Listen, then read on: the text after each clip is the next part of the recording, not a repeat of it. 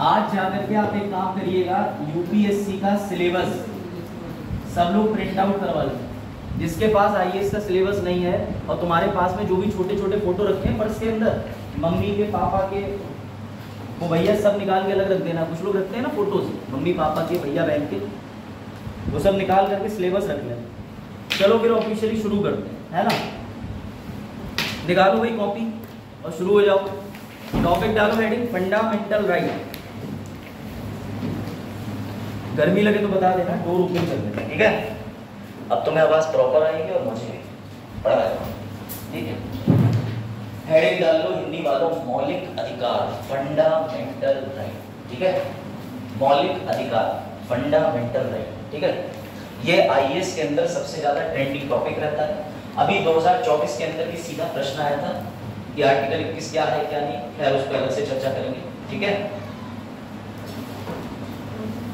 बैठ, नाम बीच बीच में पूछता रहूंगा मैं, ठीक है। मान लीजिए किसी से मैं कहूंगा कि आप अपना नाम बताएं, तो क्लास के अंदर शर्त है, पहला गलत भी उत्तर आता हो लेकिन हाथ कॉन्फिडेंस के साथ खड़ा करके उत्तर देने का प्रयास करना, इससे हेजिटेशन निकलता है, ठीक है। ये मत सोचना बच्चे जैसे आपको नहीं भी बता मिला कोई टेंशन नहीं।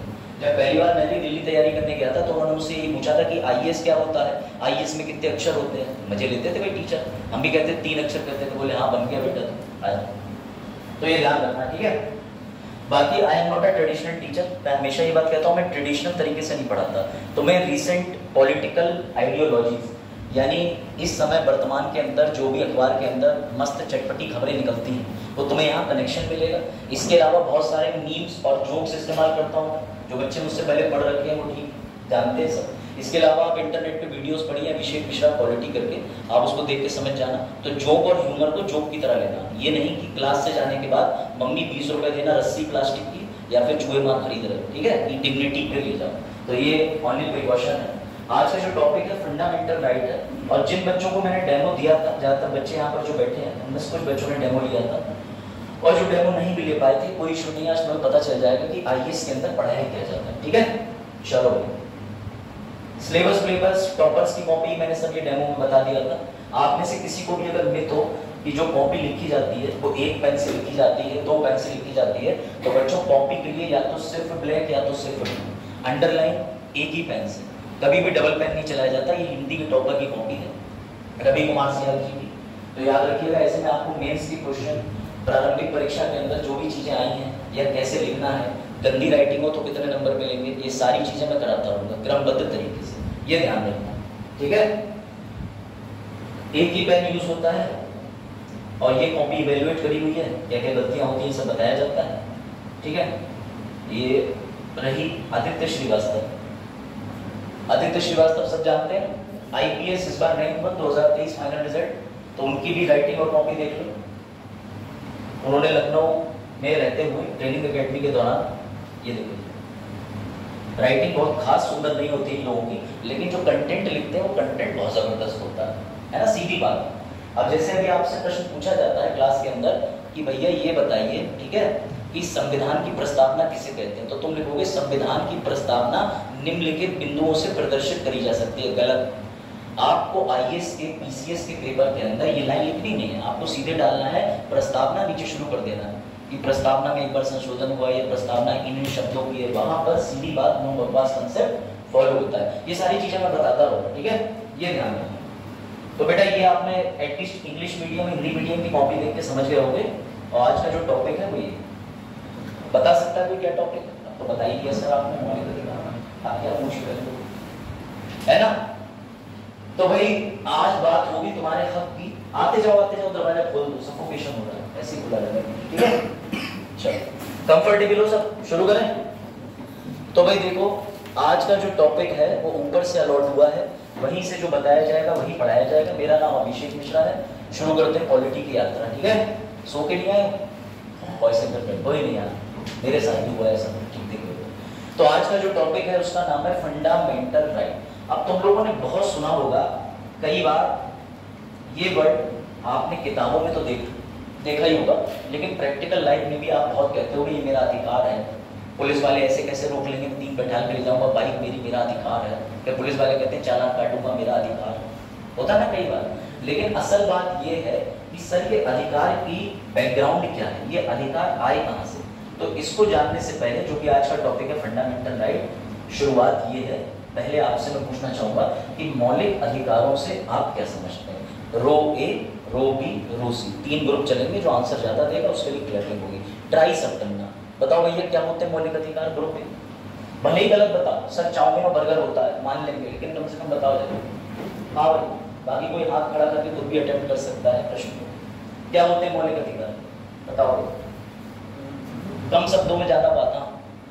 सर वो अधिकार जो किसी एक मानव को जीवन जीने के लिए बहुत जरूरी है। हाँ, एक ऐसे अधिकार या कुछ ऐसे अधिकार जो मानव जीवन जीने के लिए बहुत जरूरी है। रोटी, कपड़ा, मकान और ई रिक्शा। चलो इधर से कोई और। हाँ, अरे प्रयास करो बच्चों, आप बताइए क्या होते हैं मौलिक अधिकार, जल्दी कोई। हाँ इधर पीछे प्रशांत आपसे।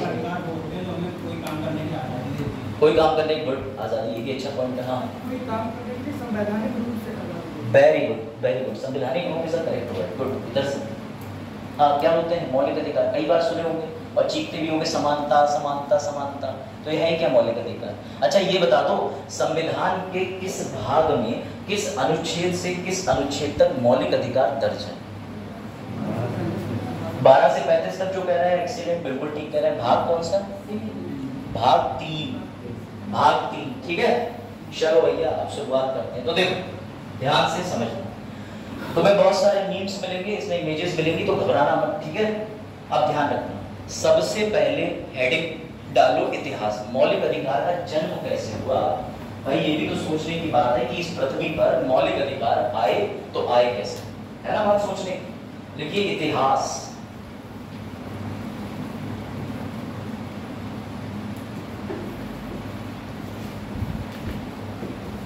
ठीक है, इंग्लिश वालों परेशान मत होना, ठीक है। हेडिंग डाल लीजिएगा इतिहास। इतिहास का मतलब ये कि फंडामेंटल राइट का जन्म कैसे हुआ, कोई बता सकता है। हाँ ऐसे हुआ जन्म सर। चलो इसके लिए तुम्हें टाइम मशीन से मैं थोड़ा पीछे लेके चलता हूँ, देखते हैं तुम्हारा ज्ञान कितना है और तुम चीजों को समझ पाते हो कि नहीं समझ पाते हो, ठीक है। चलो भाई थोड़ा पीछे चलते हैं और फिर फंडामेंटल राइट शुरू करते हैं। जब पहले किसी जमाने में आदिवासी रहा करते थे, तब किसी के ऊपर कोई अधिकार प्रैक्टिस नहीं होते थे। जो मन करा खाएंगे, जो मन करा किसी को हत्या कर देंगे। उनके दादाजी की उम्र हो गई, उन्हें नहीं पता दादाजी है, उन्हें शाम का खाना दिख रहा है, दादाजी को काटा खा गए, ठीक, क्योंकि भैया वो आदि मानव थे, उनके बीच में ना ही कोई तरीके के सिद्धांत थे, ना ही कोई नैतिकता थी। उनका एक ही काम था, आ जाइए, उनका एक ही काम था कि भक्षण करना और बस भैया खुद को मजे करना। अब समझिएगा हुआ ये कि मानव ने धीरे धीरे करके किसका डेवलपमेंट कर लिया, तो पता है ना धीरे धीरे। अच्छा खेती के साथ में एक समस्या है कि अगर आपको खेती करनी है तो आपको उस जगह जहां आपने फसल लगाई है आपको थोड़े दिन रुकना पड़ेगा। आपने ऐसा तो है नहीं कि आज अनाज बो दिए और आप चले गए घूमने, उसके बाद आप आ रहे हैं 4 साल बाद लौट करके। तो बेटा हुआ ये कि जब मानव खेती करने लगा तो मानव के छोटे छोटे ग्रुप बन गए, ये कबीले इस तरीके के, और इनमें युद्ध होने लगा, ये जमीन मेरी, ये जमीन मेरी, ये जमीन मेरी, ये जमीन मेरी। तो क्या हुआ कि जब आपस में इनकी लड़ाई होने लगी तो लड़ाई के बीच में इनको चाहिए होते थे एक लीडर, एक योद्धा। समझना ये स्टोरी कनेक्ट है, अगर स्टोरी समझ गए तो काम आसान। तो जब इन्होंने लीडर चुनना शुरू करा तो इसका मतलब अब इस पूरे ग्रुप का एक ऐसा व्यक्ति होगा जो निर्णय लेगा। तुम्हारे परिवार के अंदर भी कोई एक ऐसा व्यक्ति होगा जो निर्णय लेता होगा परिवार के सारे फैसले का। समझिएगा यहाँ पर एक व्यक्ति ऐसा हो गया जो इन सब लोगों के बिहाफ पर निर्णय होता था। अब अगर मैं शुद्ध हिंदी में कहूं तो इसके पास आ गई पावर। अब ये कहता था दिन तो दिन, रात तो रात। स्टोरी समझना बड़ा इंटरेस्टिंग है, अभी सब समझ जाओगे कि वर्तमान सरकार की बात कर रहा हूँ कि किसकी बात कर रहा हूँ। स्टोरी रिपीट कर रहा हूँ। मानव ने सभ्यता के विकास के साथ खेती करना प्रारंभ करी। खेती करते करते मानव स्थायी एक जगह पर रुक गया। रुकने के बाद मानव ने कबीले का निर्माण करा। कबीले के अंदर सरदार होते थे, सरदार का मतलब सल्तनत होती थी, उनके वो महाराजा बन जाते थे। अब क्या होता था कि जो महाराजा होते थे उनके पास सारी शक्तियां होती थी कि नहीं होती, बताओ भैया, होती थी। अब ध्यान से सुनना, यहाँ तक तो सारी बात ठीक है कि भैया रूल चलने लगा, जंगल राज से बचा दिया, पर प्रॉब्लम ये आ गई जिसके पास तुमने शक्तियां इस उद्देश्य से दी थी कि राजा साहब हमें समय आने पर लोगों से बचाना, युद्ध करना। अब राजा साहब हो गए पागल, जंगल राज। अब राजा साहब कह रहे हैं जाओ, दिन है तो दिन, रात है तो रात। राजा साहब जब मन कर रहा है युद्ध करा दे रहे हैं। राजा साहब जब मन कर रहा है किसी व्यक्ति से कह रहे हैं जाओ मेरे खेत में जाके 24 घंटे काम करो। जब व्यक्ति उनके पास आया तो उन्होंने कहा भैया पैसे। राजा साहब बोले मैं राजा हूँ। यहाँ तक कि बेटा राजा ने अपनी पोजीशन को इतना स्थायी कर लिया था कि राजा को ईश्वर का दूत का दर्जा प्रदान हो गया। ऐसा आपने इतिहास में पढ़ा हुआ एक व्यक्ति था जिसने सजदा और पैबोस शुरू करा था। पता है किसी को सजदा और पैबोस किसने शुरू करा था? वेरी गुड, जिस बच्चे ने बोला सही बोला। ठीक है, अब सुनना ध्यान से, स्टोरी वापस समझिएगा। शक्ति मिल गई, शक्ति का मिसयूज शुरू हो गया और मिसयूज करने के बाद में आज के समय में देखो तो कुछ ऐसे लीडर दिखते हुए किंग जो अब ध्यान से समझना। बाकी लोग जो लिखना चाह रहे हैं वो आप लिखिएगा इस लाइन को। बस 2 मिनट कनेक्शन बनने वाला है, तब तुम्हें ज्यादा बेहतर समझ में आएगा। ध्यान से समझना, ये है हम। ठीक, हमें चलाने के लिए क्या चाहिए? सरकार। ठीक, आज की डेट में आपके आसपास में चाहे वो वार्ड मेंबर हो, चाहे वो नेता हो, चाहे आपके शहर का एमएलए हो, आप चुनते हो। आप क्यों चुनते हो? क्योंकि वो आपके बिहार पर क्या ले सके निर्णय। उसे निर्णय लेने के बाद हम लोग क्या बना देते हैं? सरकार। अब जरा स्टोरी को कनेक्ट करो कि कबीला किसके अनुसार चलेगा? सरकार। यानी ये राज्य किसके अनुसार चलेगा? सरकार के हिसाब से। लेकिन अगर सरकार कोई ऐसा कठोर नियम बना दे जो तुम्हें नहीं पसंद हो, क्या तुम उससे हट सकते हो? बच सकते हो? बताओ। कनेक्शन समझना, कनेक्शन। इस बार क्वेश्चन आया हुआ है, ये हम हैं, ये सरकार है, इसने लागू कर दिए किसान बिल। लो मना करके दिखाओ। इसने लागू कर दिया भारतीय न्याय संहिता, इसने लागू कर दिया भारतीय नागरिक सुरक्षा संहिता। बच के दिखाओ। और तो और छोड़ो, 8 नवंबर 2016 को इस व्यक्ति ने कह दिया टीवी पे आके आज से 500 और 1000 के नोट बंद। तुमने कुछ कर लिया? और तुम बात कर रहे हो मौलिक अधिकार की, तो समझना भैया यही दिक्कत है। अब तुम थोड़ा स्टोरी कनेक्ट करोगे कि कहाँ जा रही है, लो और आनंद आएगा और समझ। अब समझिएगा इस चीज को। दिख रहा है पीछे तक? ये थे किंग, ठीक, और ये किसको लीड करते थे? Group of people. ठीक है, ये क्यों मानते थे इनको? क्योंकि इनका मानना था ये सब कौन है भैया हमारे। चलो स्टोरी समझिएगा। कबीले के लोगों ने इनको चुना। इनको चुनने के बाद में किसी भी ग्रुप ने इनको चुना। चुनने के बाद में क्या हुआ? राजा को जो भी ग्रुप है उन्होंने ऑर्डर दिया, वो आदेश मानते थे, लेकिन राजा साहब बन गए अराजकता। और जब भी इतिहास गवाह है कि आपके ऊपर जबरदस्ती किसी भी चीज का दबाव डाला जाएगा तो फिर क्या देखने को मिलता है? क्या देखने को मिलता है? युद्ध, रिवॉल्ट देखने को मिलता है। 1857। चलो यही हुआ कि सबसे पहली बार राजा जो थे वो इंग्लैंड के थे, उनके खिलाफ लोगों ने विद्रोह कर दिया था। और बेटा इस विद्रोह के अनुसार जितनी भी प्रजा थी उसने कहा कि राजा हम तुम्हारी कोई भी बात नहीं मानेंगे। अब राजा का तो दिमाग खराब हो गया। राजा को लगा तुमने ही मुझे चुना है, तुम्ही ने मुझे भाई कह के भेजा कि सर आप जो भी ऑर्डर दोगे, अब तुम मेरी बात नहीं मान रहे। तो बेटा याद रखिएगा, वर्ल्ड में सबसे पहले जो मौलिक अधिकार का जन्म हुआ, अपनी कॉपी में नोट करो, वो इंग्लैंड में। कहाँ हुआ? इंग्लैंड में। लिख लो। नहीं, वो अमेरिका। ठीक है, नोट कर लीजिएगा।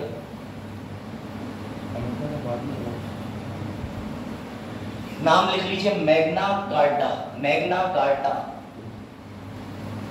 जगह थी इंग्लैंड। इंग्लैंड के राजा का नाम था किंग जॉर्ज। ये पूरी स्टोरी जो है वो किंग जॉर्ज की है। किंग जॉर्ज एक निर्दयी राजा थे। वो अपनी प्रजा को बहुत प्रताड़ित करते थे। प्रजा ने एक दिन क्या कर दिया? विद्रोह कर दिया। विद्रोह करने के बाद प्रजा ने कहा कि अब हम तब तक तुम्हारे लिए काम नहीं करेंगे जब तक भैया राजा साहब तुम हमें कुछ लिखित में अधिकार नहीं दोगे। तो विश्व में पहली बार जो राजा और प्रजा के बीच में एक संधि हुई, उसी संधि को बोला जाता है मैग्ना कार्टा। बात आई समझ में या नहीं? है ना? इसको और आसान कर देता हूं मैं। अभी तो आपका पहला दिन है, तो मैं सोच रहा हूँ कि ना ही बेइज्जती हो तुमको। चल समझ में आया मैग्ना कार्टा किसे कहते हैं? थोड़ा बहुत समझ आया? चलो भी और समझ आया।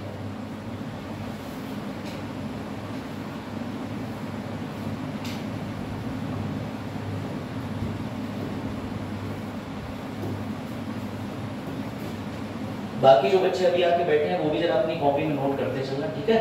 अभी मैंने सबसे पहले जो आपको घटना बताई है वो इंग्लैंड की। आप ऐसा चार्ट बना सकते हो।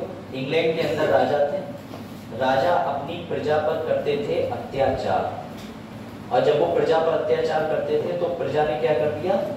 विद्रोह। बेटा जब प्रजा ने विद्रोह कर दिया तो राजा ने विद्रोह दबाने का प्रयास करा, पर प्रजा बोली हम नहीं मानेंगे। तो राजा साहब ने कहा भैया कैसे मानोगे?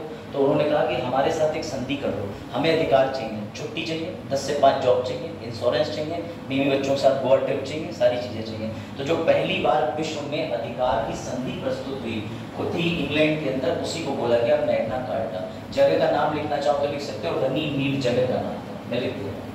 और समय था 1215, जगह थी रनी मीड, रनी मीड। ठीक, अब ये क्वेश्चन मैं आपसे फिर से पूछता हूं कि विश्व में सबसे पहले मौलिक अधिकार किस देश ने दिए? बताओ। इंग्लैंड ने। विश्व में सबसे पहले मौलिक अधिकारों को किस नाम से जाना गया? Magna carta.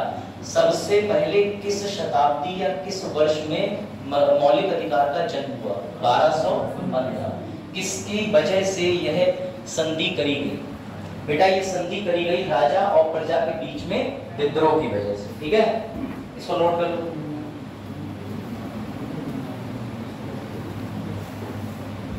लिख लिया?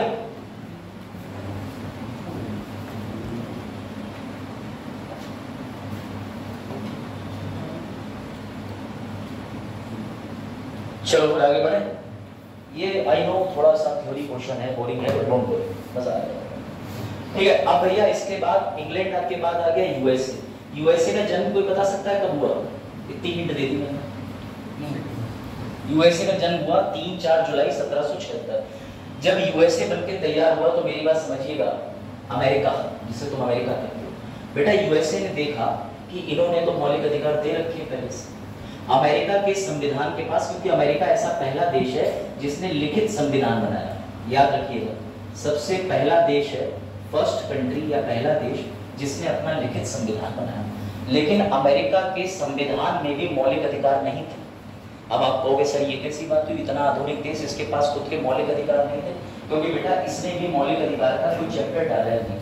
अमेरिका के अंदर जो लोग हैं, अगर आपको कहीं पे डेमोक्रेसी देखनी है, आज भी कहीं पे आपको संघवाद देखना है, फेडरलिज्म, तो उसके लिए आप देख सकते हो अमेरिका को। बेटा अमेरिका के लोगों ने भी मांग करी और अमेरिका के संविधान में पहले 10 संशोधन, याद रखिएगा, पहले 10 संशोधन जो हुए ये कहलाए गए फंडामेंटल राइट। और उस समय इनको बोला गया, यही लिख दे रहा हूं मैं, बिल ऑफ राइट्स।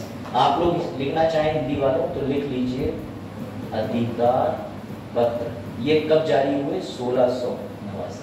अमेरिका का नोट कर लीजिए, ठीक है? अमेरिका बिल ऑफ राइट 1789, संविधान के अंदर 10 संशोधन करके क्या चीज डाली गई? मौलिक अधिकार, ठीक है? मैं क्वेश्चंस फिर से रिपीट करता हूं। विश्व में ऐसा पहला कौन सा देश है जिसके पास मौलिक अधिकार आए? सबसे पहले इंग्लैंड। किस नाम से आए? Magna carta. उसके बाद दूसरी चीज, किस देश ने अपने यहाँ पर सबसे पहला लिखित संविधान बनाया? यूएसए। बेटा यूएसए ने क्या ओरिजिनल रूप से मौलिक अधिकार डाले थे? नहीं सर, ओरिजिनल नहीं डाले। उन्होंने क्या करा था? संशोधन। जिन बच्चों को संशोधन नहीं पता, बेटा जब तुम अपनी कॉपी में कोई चीज लिख लेते हो और तुम्हें महसूस होता है कि हमने लिखा है रीता घर में थी, रीता अपने घर में थी, अपने लिखना भूल गए, तो तुम लगा देते हो ना परंतु। अरे ये वाला चिन्ह सबने लगाया होगा, ये वाला, ये, ठीक? तो बेटा ये समझो, ये संविधान का चिन्ह है, इसे संशोधन कहते हैं। संविधान में असीमित बार संशोधन किया जा सकता है। भारतीय संविधान में अब तक कितनी बार संशोधन हो चुका है पता है किसी को? टोटल 106।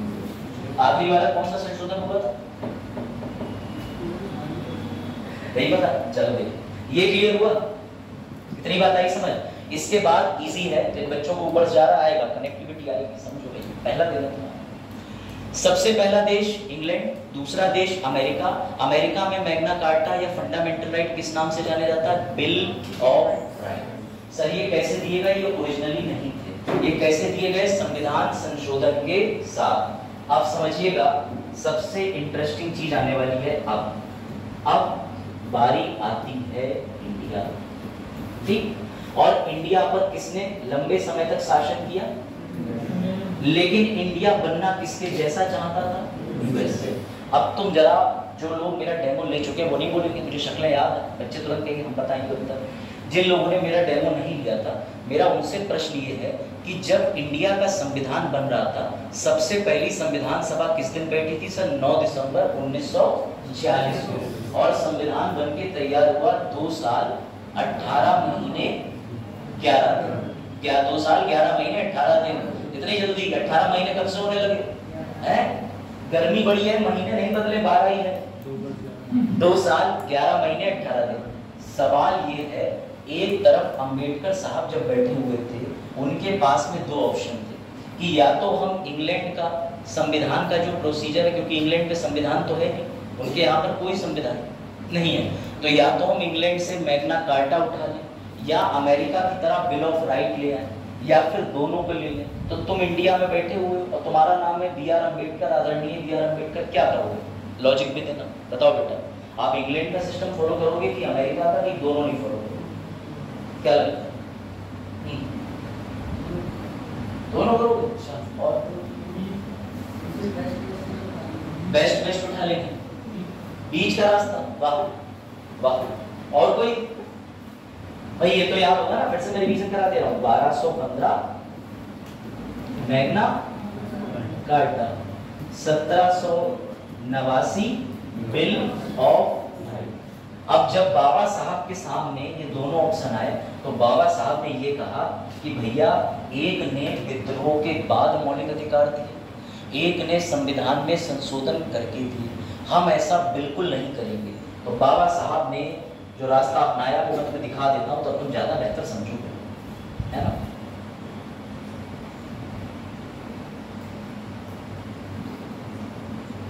तब तक इसे सॉल्व कर लो, बताओ।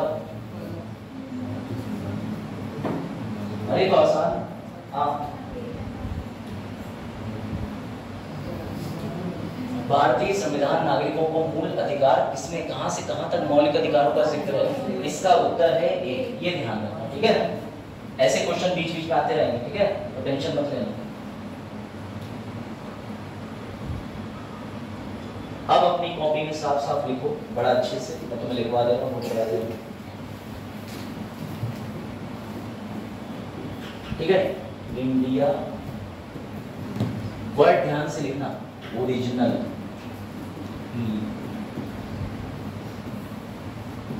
कि हिंदी में ही बता दूंगा, पार्ट 3 आर्टिकल 12 से 35। बाबा साहब ने कहा कि मैं इसका इंतजार नहीं करूंगा कि लोग मौलिक अधिकार की मांग के लिए विद्रोह करें, मैं इसका इंतजार भी नहीं करूंगा कि संविधान में संशोधन करके मौलिक अधिकार डालने पड़े, क्योंकि वो कमजोर होंगे। मैं ओरिजिनली भाग 3 संविधान में लोगों को दूंगा, अनुच्छेद 12 से लेकर 35 तक मौलिक अधिकार। कोई डाउट? कोई डाउट? तो ये थी बाबा साहब की आइडियोलॉजी। फिर सीधे आर्टिकल पे आते हैं, यहाँ तक कोई डाउट? समझ आई बात? देखो थ्योरी है, अब इतना मैंने क्यों पढ़ाया ये आपको तब समझ आएगा, क्योंकि यूपीएससी ने क्वेश्चन पूछा है कि मैग्ना कार्टा एवं बिल ऑफ राइट अमेरिका, दोनों के बीच में तुलनात्मक अध्ययन करें, कंपेयर करें। कैसे बता पाओगे जब तक तुम्हें ये पूरी स्टोरी नहीं पता हो? तो इसलिए आपको जो मेंस के क्वेश्चन है ना, वो तभी आप अटेंड कर पाओगे जब आपको थोड़ा बहुत पता हो। ये चीज आई समझ में? चलो अब शुरू करते हैं, हेडिंग डालो। अब तुम्हारे मतलब की चीजें आना शुरू हो जाएंगी, अब तुम्हें ज्यादा आनंद आएगा। डालो, हेडिंग लिखो स्टेट, और मेरा सवाल आपसे ये है कि what do you mean by state? क्या होता है स्टेट? पहले आर्टिकल में एंटर कर गए, आर्टिकल 12 का मतलब होता है राज्य, लेकिन आप समझाइए कि ये राज्य क्या होता है बच्चों, बताइए। ये मेरा प्रश्न आपसे, what do you mean by राज्य? कौन बताएगा? कोई बता सकता है कि राज्य का मतलब क्या होता है? प्रयास करो।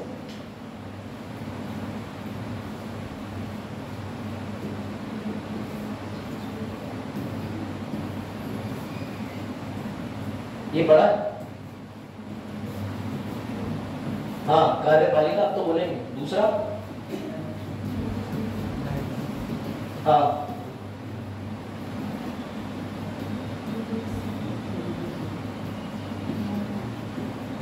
ये पढ़ा है किसी ने? नहीं पढ़ा है? चलो अभी गलत करता हूँ। हाँ, कितने लोग सहमत हैं कि सर आर्टिकल 12 में यही 3 अंग होते हैं, यही 3 ऑर्गन होते हैं? कोई जानता है? पहले मैं बताता हूँ तुम्हें राज्य की परिभाषा अपने हिसाब से कि राज्य होता क्या है और कितना पावरफुल होता है। कोई लॉ वाला बैठा है? जुडिशरी वाला? लॉ वाला कोई नहीं है? आ जाओ बेटा। हाँ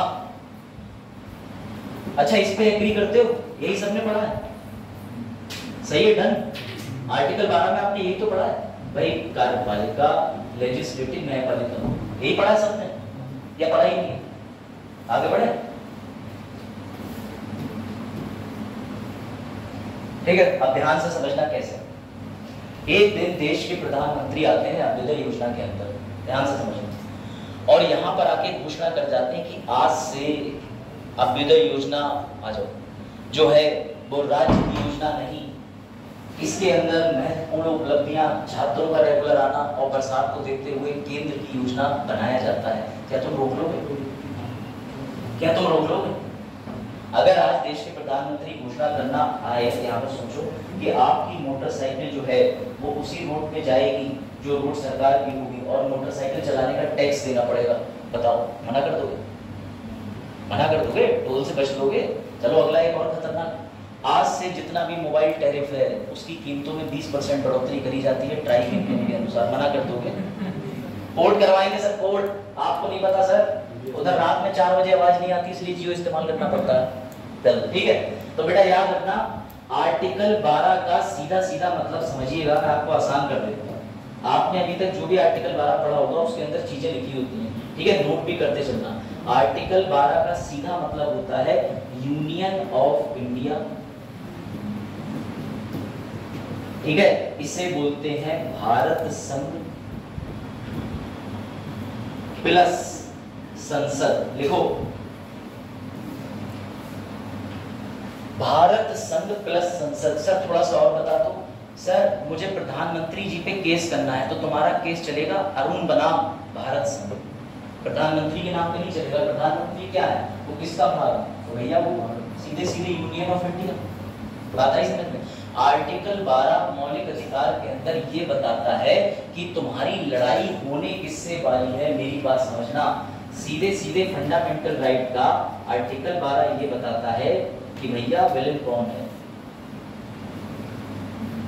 अगर तुम्हें कोई भी मौलिक अधिकार से वंचित किया जाए तो तुम किसके खिलाफ कंप्लेंट कर सकते हो? मैं आसान किए देता हूं। जैसे ये मित्र क्या नाम है आपका? अरविंद, और ये रहे राजा राम, ठीक? हाँ, राम रतन।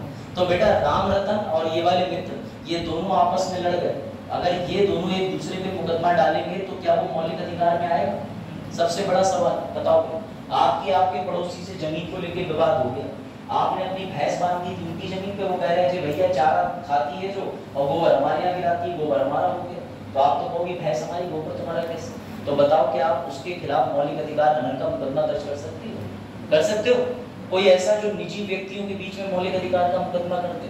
बेटा कर मत देना धोखे से भी, क्योंकि याद रखना मौलिक अधिकार सिर्फ और सिर्फ राज्य के विरुद्ध प्रयोग करे जाते हैं। समझना इस बात को। आपके भगवान ना करे घर में चोरी हो जाए तो क्या तुम जा करके चोरी की FIR योगी जी के खिलाफ लिखवाओ? भाई वो भी तो राज्य है। तुम किसके खिलाफ लिखवाओगे? सर या तो अज्ञात के खिलाफ लिखवाएंगे, या हमने सर जाते हुए देख लिया था लाल रंग की शर्ट पहना था तो कह देंगे लाल रंग का कोई व्यक्ति था, इतनी हाइट थी। तो बेटा जो व्यक्तिगत मुकदमे लिखवाए जाते हैं वो मौलिक अधिकार के नहीं होते। तो फिर सर कैसे मुकदमे होते हैं? मैं बताता हूँ। इस क्लास के अंदर जाति की वजह से, रंग की वजह से, नस्ल की वजह से, लिंग की वजह से अगर तुम्हें बैठने से कोई रोकता है तब तुम सीधे योगी जी के खिलाफ मुकदमा डालोगे, तब तुम सीधे उत्तर प्रदेश सरकार के नाम पे मुकदमा डालोगे। क्यों? क्योंकि संविधान कहता है कि रंग, नस्ल, भेद, जाति इन सब के आधार पर किसी भी व्यक्ति के साथ में भेदभाव नहीं किया जा सकता। यानी तुम किसके खिलाफ मुकदमा कर रहे हो? सरकार के खिलाफ। लेकिन अगर ये तुम्हारे खिलाफ करते हैं जाति, नस्ल, भेदभाव, तो इनके खिलाफ तुम मौलिक अधिकार का आर्टिकल 17 लेके नहीं जाओगे, तब तुम लेके जाओगे SC ST की धारा, प्रिवेंशन एक्ट, वो तुम्हारे व्यक्तिगत अधिकार हो जाएंगे। समझ लेना। तो ये सवाल याद रखिएगा कि मौलिक अधिकार पे एक बेसिक सवाल बनता है, समझिएगा। क्वेश्चन ये आता है कि fundamental right are practised against, इसे हिंदी में लिख दे रहा हूं, मौलिक अधिकार किसके विरुद्ध प्रयोग करे जाते हैं? इसके उत्तर में आपको 2 ऑप्शन दे रहा हूं, ठीक है? इंडिविजुअल या फिर स्टेट। अब बताओ क्या है इसका? स्टेट आ जाएगा। क्यों? क्योंकि मौलिक अधिकार जो है उसके प्रति या उसके अगेंस्ट होंगे जो मौलिक अधिकार का हनन कर सकता है। और हनन कौन कर सकता है? राजा साहब, जिनके पास में गवर्नमेंट ऑफ पावर, वो कौन है? सरकार। बात आई समझ? तो ये चीज मत भूलना। चलो भाई, अब एक और चीज तुम्हें समझाते हैं, ठीक है? चाहो तो ऐसे टूडल बना ले, कोई दिक्कत नहीं।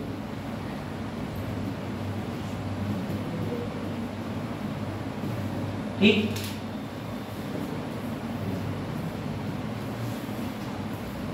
क्या है तुम्हें समझ आएगा तुम्हें, ठीक है?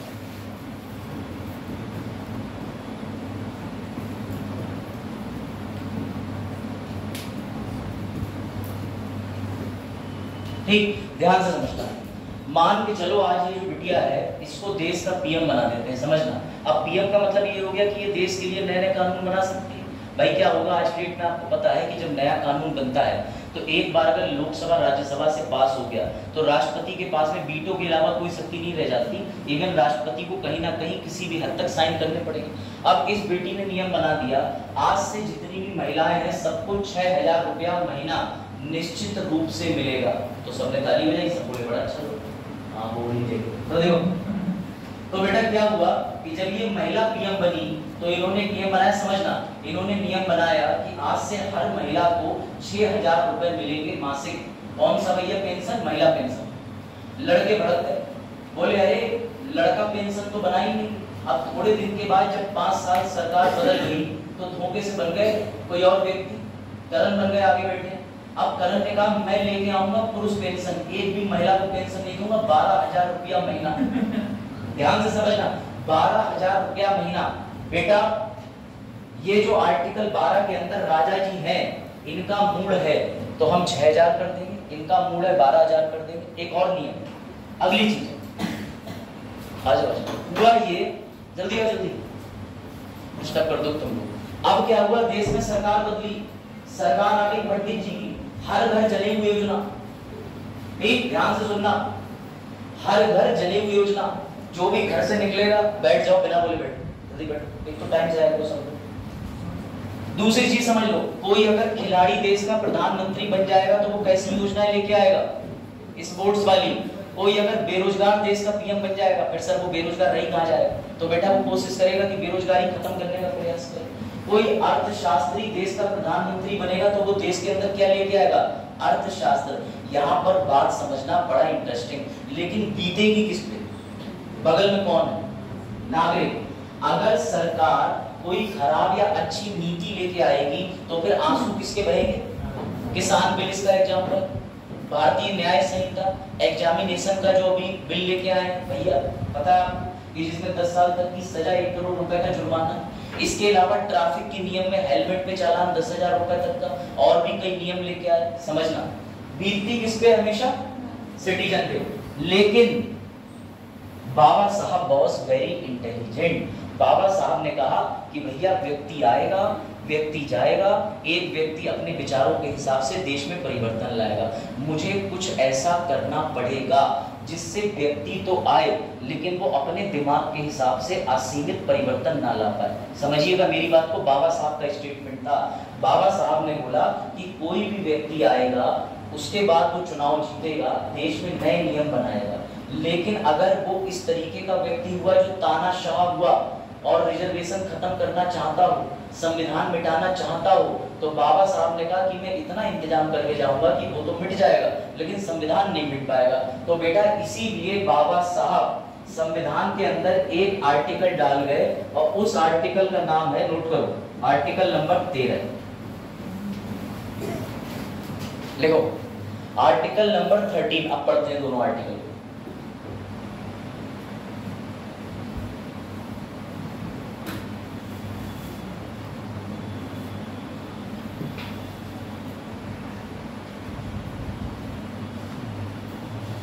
आर्टिकल 13 जरा एक बार पढ़ लो, अच्छे से पढ़ना। अब तो मैं सीधे सीधे डायरेक्ट पे उतार देता हूँ, यानी कॉन्स्टिट्यूशन की किताब समझ आने लगेगी। चलो पढ़ो। आर्टिकल 13 कहता है, 13 की सबसे पहली लाइन है, मौलिक अधिकारों से असंगत या उनका अपमान करने वाले कानून। लाइन पढ़ो पहली।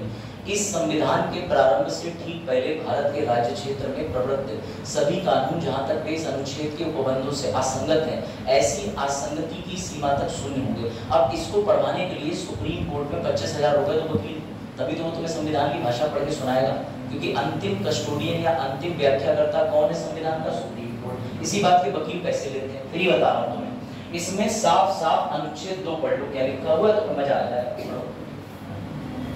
राज्य, राज्य कौन सा वाला? आर्टिकल 12। ऐसा कोई कानून नहीं बनाएगा जो इस भाग द्वारा प्रदत्त अधिकारों को क्या करता हो? छीनता, कम करता हो। इस खंड के उल्लंघन में बनाया गया कोई कानून उल्लंघन की सीमा तक शून्य होगा। बाबा साहब पहले ही परमानेंट रूप से लिख गए कि आर्टिकल 13 के अंदर अगर धोखे से भी तुमने रिजर्वेशन खत्म करने का प्रयास करा, तुमने संसद प्रणाली खत्म करने का प्रयास करा, तुमने राष्ट्रपति का पद खत्म करने का प्रयास करा, तो बेटा आर्टिकल 13 में धज्जियां उड़ा दूंगा। लेकिन एक समस्या और हुई। जैसे ही बाबा साहब ने ये बात कही, तभी उधर से नेहरू जी खड़े हो गए। नेहरू जी बोले, सर आप संविधान को फिक्स कैसे कर सकते हो? मेरी बात समझना। नेहरू जी का क्वेश्चन था कि आप संविधान के सभी अनुच्छेदों को फिक्स नहीं कर सकते। तो मजबूरी में बाबा साहब ने कहा कि मौलिक अधिकार की परिभाषा है वे सभी अधिकार जो किसी व्यक्ति से किसी भी कंडीशन में छीने न जा सके, मैं एटलीस्ट उनको लॉक कर जाता हूं। तो जवाहरलाल नेहरू जी के आग्रह पे पूरा संविधान लॉक नहीं हुआ। अगर लॉक हो जाता तो संविधान में 106 संशोधन नहीं देखने को मिलते। लेकिन उन्होंने क्या करा? अब लाइन पढ़ना दोबारा से, 13 तो की पढ़ो जरा इसको। राज्य कोई ऐसा कानून नहीं बनाएगा जो इस, कौन सा भाग?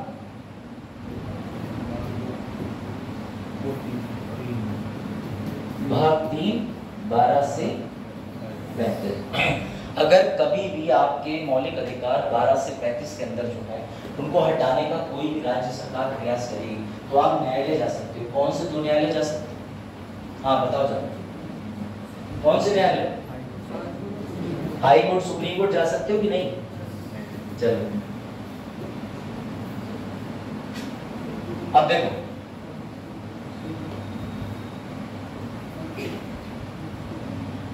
जिसे ये नोट करना कर लेना।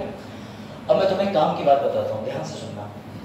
जो भी यहाँ तक टिका हुआ है कॉपी में नोट्स बनाए, जिसे समझ आ रहा है कि यूपीएससी का लेवल क्या होगा। बेटा ये चीजें बोर्डम फील हो सकती हैं कि हाँ थोड़ा सा बोरिंग हो, लेकिन यूपीएससी की डिमांड यही है। इतना ज्यादा कंसेप्ट में घुस जाता है कि जब तक तुम्हें कंसेप्चुअल ज्ञान नहीं होगा तुम आईएएस के लिए नहीं बने। आज जाके घर में अकेले में शीशे में देख के फैसला ले लेना कि तुम्हें बंटे एग्जाम की तैयारी करनी है, पीसीएस की करनी है, आईएएस की। लक्ष्मीकांत डायरेक्ट उठाओगे, उसमें लिखा हुआ होगा कि मौलिक अधिकार स्टेट के विरुद्ध प्रयोग करे जाते हैं, लाइन पढ़ के आगे बढ़ जाओगे, लेकिन उसे समझा नहीं पाओगे।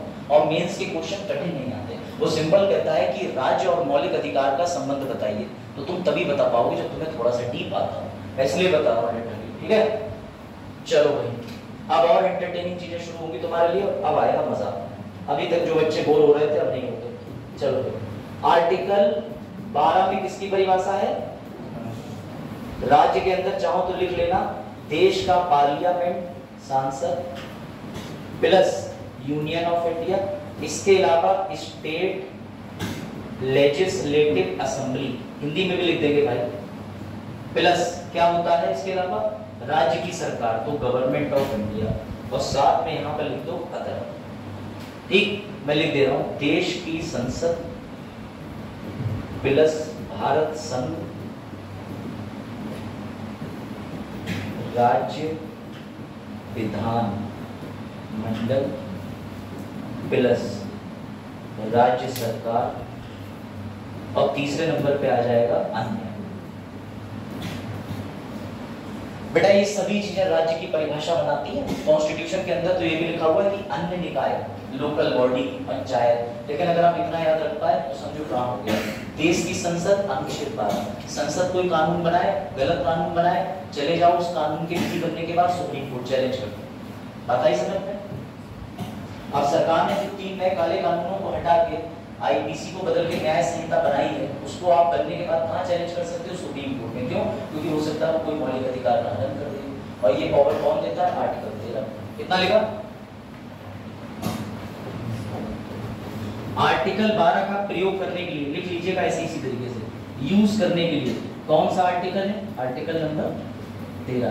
ये किसकी परिभाषा देता है? ये देता है विधि। और लिख लेना क्या नहीं है।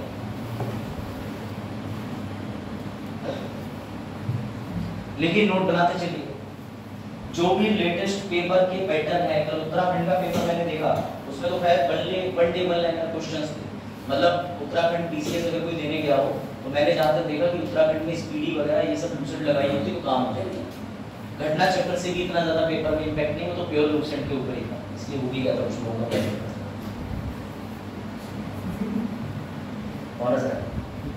चलो ठीक है, अब आ जाओ सबसे बेहतरीन आर्टिकल। बताओ भैया आर्टिकल 14 क्या कहता है? अब आएगा, अब धिजियां उड़ाऊंगा मैं तुम्हारी। अब आ जाओ तो मेरे वाले पैटर्न पे, बहुत बोरिंग बोलिए तुम लक्ष्मीनाथ पढ़ के। अब आओ तुम आर्टिकल 14 से बीइंग एडवोकेट की तरफ। बताओ what do you mean by article 14 क्या कहता है? बताइए। हाँ अरे पढ़ा होगा, क्या कहता है आर्टिकल 14? हाँ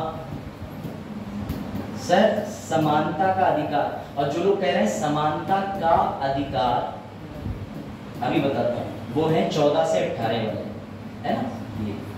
अच्छा चलो मुझे बताओ ये समानता कहाँ लिखी है? आर्टिकल 14 में लिखी है सर। क्या होती है समानता? बताओ बताइए भैया, समानता क्या होती है? समानता नहीं पता?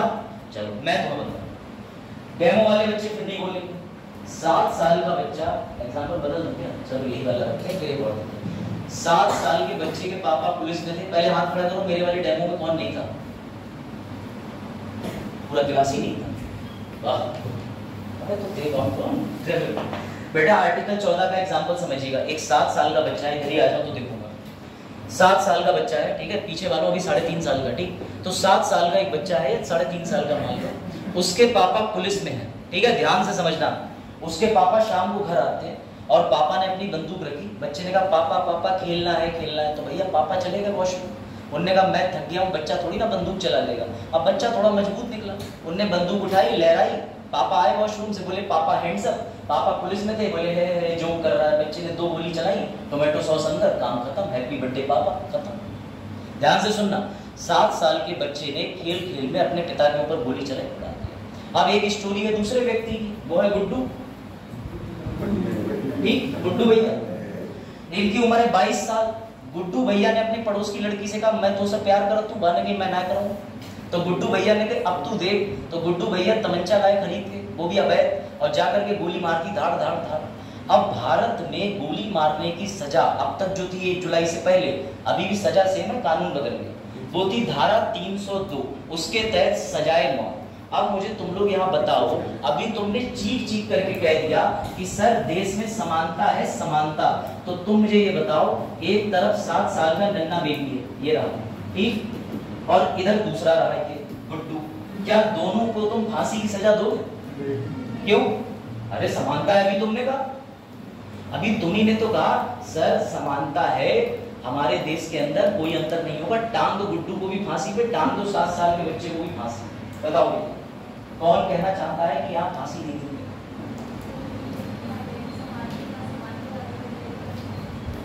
अच्छा गुड, और कोई उत्तर? हाँ नहीं, बताओ भैया। एक तरफ है 7 साल का बच्चा और दूसरी तरफ है 22 साल के गुड्डू भैया। अब दोनों को तुम क्या करोगे? धारा 302 के तहत तुम क्या दोगे? हत्या का मुकदमा चला के सजाए मौत? सर नहीं देंगे। अगर तुम ये दे रहे हो तो फिर हर वो महिला दोषी है जो कोई पुरुष रेप का अटेम्प्ट करे और महिला उसे गोली मार दे, क्योंकि उसकी अस्मत से खेलने पर उसको पूरा अधिकार है कि वो किसी को शूट भी कर सकती है अपनी प्रतिरक्षा में। इसे कहते हैं राइट टू प्राइवेट डिफेंस। तो उसका अगर गोली चलाने का अधिकार तुम देखो तो भैया उसने तो हत्या कर दी, तो फिर तुम चढ़ा दो उसे फांसी। लेकिन ऐसा भी नहीं कि अब महिला कह ले दे धाड़ अटेम्प्ट टू रेप, भैया सबूत देने पड़ते, बिना सबूत के मत चला देना गोली, तब समानता का अधिकार दिख जाता है। तो याद समझिएगा, यहाँ पर भी आर्टिकल 14 भारतीय संविधान में दो चीजें वर्णित करता है। लिख लो जरा हेडिंग डाल के, वरना तुम्हें समझ नहीं आएगा। लिखो अनुच्छेद 14। आ जाओ बेटा, जल्दी कैसे आ गई? अच्छा कोई बात नहीं बेटा, पापा भी आए? अच्छा ठीक है।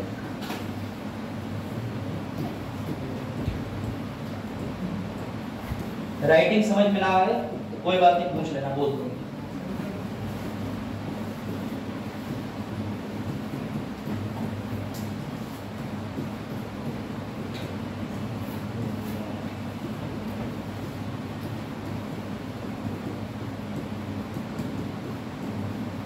लिखते चलना भैया, नहीं लिखोगे तो भूल जाओगे। एक कंसेप्ट जो है ये वाला, ये वापस से किस देश का है? यूएसए का। एक कहां का कंसेप्ट है? इंग्लैंड का। हमारी इंडिया ने ये दोनों सिद्धांत संविधान में उतार लिए। कैसे उतार लिए? इंडिया ने कहा कि जब सुप्रीम कोर्ट या हाई कोर्ट का जज किसी व्यक्ति का मुकदमा चला रहा होगा तो ये उस जज की बुद्धि पर डिपेंड करेगा कि वो परिस्थिति देखते हुए या परिस्थिति जनक साक्ष्य देखते हुए उस बच्चे को सजाए मौत देगा कि बाहर करेगा। लेकिन भारत में अब कानूनी बन गया है कि 7 साल तक का बच्चा यदि कोई भी अपराध करता है तो उसको बाइज्जत बरी कर दिया जाए, चाहे वो किसी की हत्या जानबूझ के ही क्यों ना करे, क्योंकि उस बच्चे में इतनी समझ नहीं है कि हत्या का प्रभाव क्या होता है। लेकिन 22 साल की गुड्डू को अच्छी खासी समझ थी दोनों बातों। बात आई समझ में?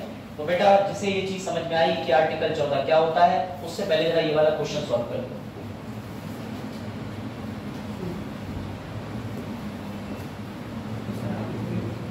आंसर भी दिख रहा है?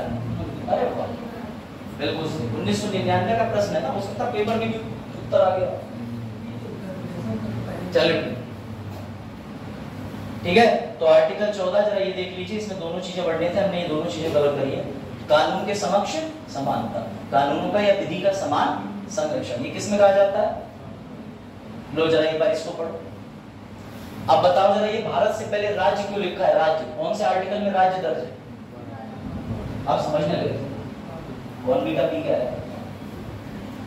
राज्य भारत के राज्य क्षेत्र में किसी व्यक्ति को कानून के समक्ष समानता या कानूनों के समान संरक्षण से वंचित नहीं करेगा। बेटा याद रखना, लिख लो, आर्टिकल 14 सिर्फ न्यायालय में प्रयोग होता है, सामान्य जीवन में प्रयोग नहीं होता, कोर्ट में यूज होता है। कहां प्रयोग होता है? कोर्ट में। लिख लो, article 14 is used only in court. हाँ हाँ, तो सर ये अभी से बना दिया गया था, उसको निबंध लिख के छोड़ दिया गया, क्या ये चलता है? वो केस आ गई, ठीक है, अब लिख लिया आपने। चलो अब देखो, अब तुम्हें मैं इसका प्रैक्टिकल एग्जांपल देता हूं ताकि तुम समझ पाओगे मास्टर कितना पढ़ गया है। अभी हाल ही में एक बहुत बड़े डायमंड व्यापारी के बेटे ने खेल में अपने कॉलेज के फेयरवेल के बाद गाड़ी चलाई, गाड़ी ज्यादा तेज चला दी और रास्ते में 2 इंजीनियर्स को उड़ा दिया। पता नहीं इस घटना के बारे में, मैं उस घटना की बात नहीं कर रहा जो अभी 2-3 दिन से शाह साहब की चल रही है, जिन्होंने एक महिला को उड़ा दिया, उसका भी क्लेम चल रहा है, वो अलग केस है। इससे कुछ दिन पहले एक और व्यक्ति ने 2 इंजीनियर्स को उड़ा दिया, वो अपना फेयरवेल कॉलेज से मना के निकला, उसके बाद उसने बार में शराब पी, शराब पीने के बाद उसने भैया हाई स्पीड में अपनी कार चलाई और कार से 2 लोगों को उड़ा दिया। लेकिन जिसे बॉम्बे हाई कोर्ट ने सजा के तौर पर क्या दिया कि तुम 300 अक्षरों का एक निबंध लिखो कि ट्रैफिक नियमों का पालन करना चाहिए।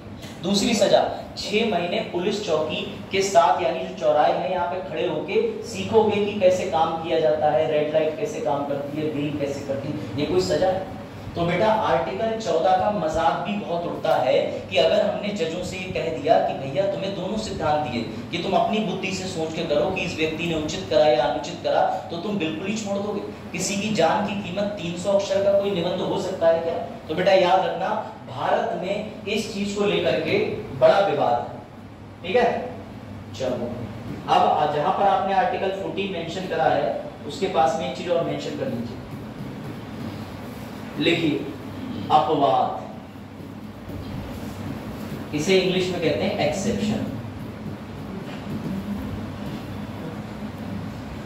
हेडिंग डालो, हर चीज में अपवाद होते हैं। अपवाद कैसे?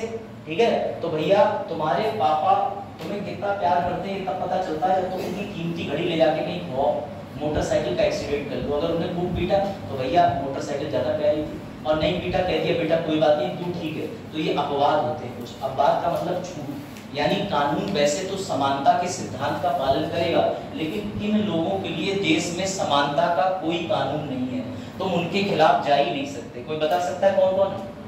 हाँ, आर्टिकल 361, जिसने भी राष्ट्रपति बोला वो बिल्कुल ठीक बोला बेटा, लिख लो राष्ट्रपति एवं राज्यपाल।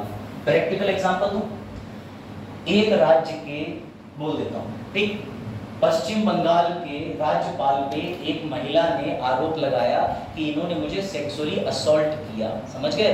उसके बावजूद भी राज्यपाल के ऊपर कोई मुकदमा नहीं लिखा गया। ये है राज्यपाल की पावर, क्योंकि बेटा जब तक वो अपने कार्यालय में काम करेगी ना उस दिन तक वो किसी आदमी को जान से जुड़ा दे, लेकिन बस फर्क इतना है कि वो जा रहे हैं वो अपने काम से, ये नहीं गोवा की ट्रिप पे जा रहे हैं और उड़ा दें।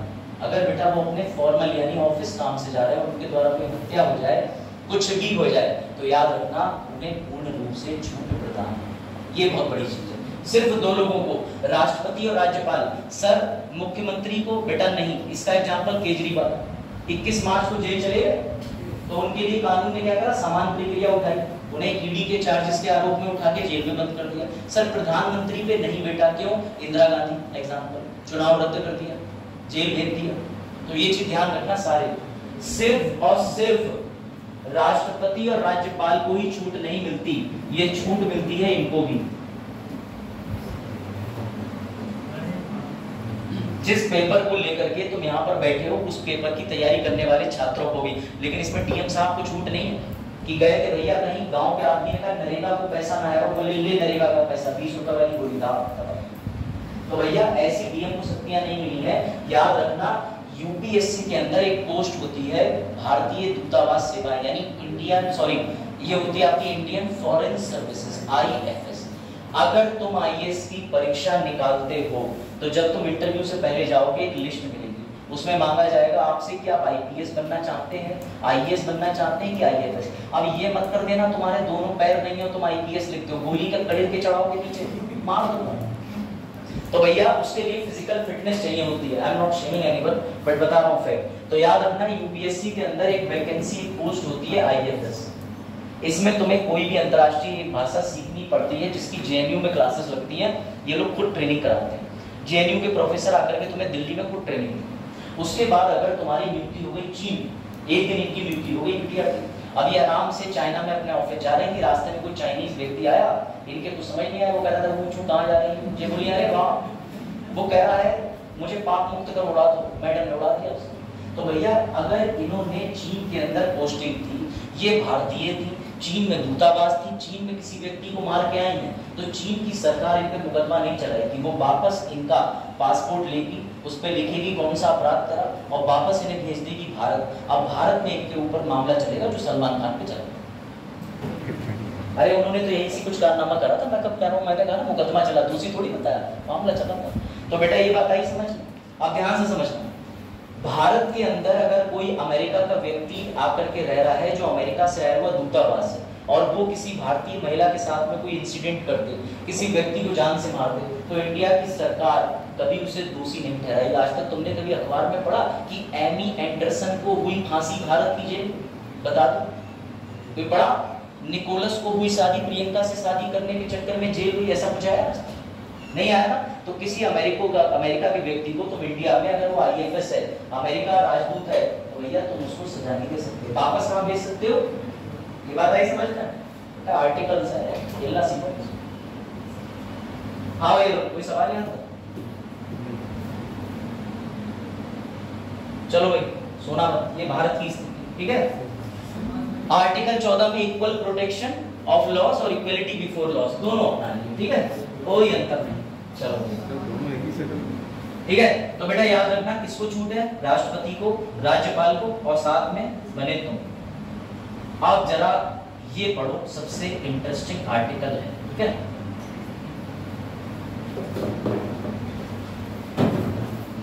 पढ़ो जरा एक बार इसकी हेडिंग को पढ़ो।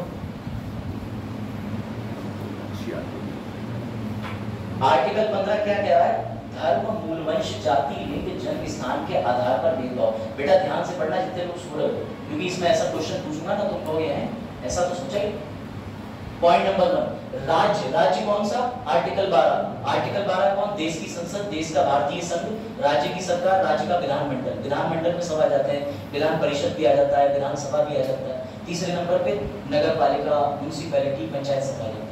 बेटा राज्य किसी भी नागरिक के विरुद्ध केवल धर्म, मूलवंश, जाति, लिंग, जन्म स्थान इनमें से किसी आधार पर भेदभाव नहीं करेगा। अब जरा ध्यान से समझना,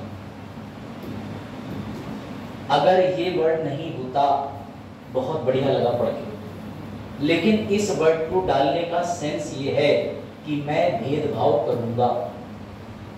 आर्मी में हाइट चाहिए, नहीं लेंगे, भेदभाव है ना, लेकिन है अलाउड। आर्मी में महिलाओं को अभी भी किस तरीके के जो आर्म्स एम्यूनिशन होता है, जिसमें बॉम्ब ब्लास्ट हो गया या फिर आर्म कॉर्प्स होते हैं, ये भी आपको पता होना चाहिए कि एनडीए को लेकर भी बहुत बड़ा विवाद हुआ था। नमस्कार सर, क्लास आपकी इसके बाद ठीक है। तो बताइए, एनडीए एक परीक्षा होती है, पहले उसमें महिलाओं को बैठने नहीं दिया जाता था। क्यों? क्योंकि आर्टिकल 15 की अगर बात माने तो आर्टिकल 15 में एक शब्द लिखा है केवल। ये कहता है कि कोई भी राज्य की सरकार, कोई भी देश की सरकार, जो खासकर भारत की बात कर रहा हूँ, वो किसी भी नागरिक से चाहे तो भेदभाव कर सकती है, लेकिन केवल किस पे नहीं करेगी? धर्म, मूलवंश, जाति, लिंग, जन्मस्थान, इसके अलावा कर सकती है। ये ध्यान रखना, ये बहुत शॉकिंग बात है कि आर्टिकल 15 के अंदर स्पष्ट रूप से लिखा हुआ है कि कुछ पॉइंट को छोड़ के बाकी राज्य की सरकार चाहे तो भेदभाव कर सकती है। कैसे करती है?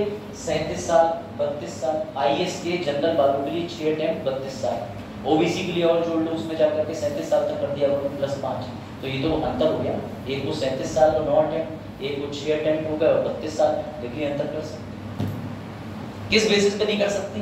जाति पे, धर्म पे। फिर आप कहोगे सर जाति पे तो कर रही है, ओबीसी वालों को अटेम्प्ट ज्यादा दे रही है, ये कैसे कर रही है? बताओ, क्या ये आर्टिकल रिजर्वेशन की तरफ इशारा कर रहा है? इसको पता आरक्षण क्या? आरक्षण हाँ है भी आधा घंटा।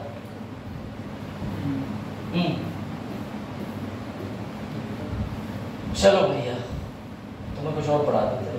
चंपाकंद दुरायराजन का केस पढ़ा देते हैं।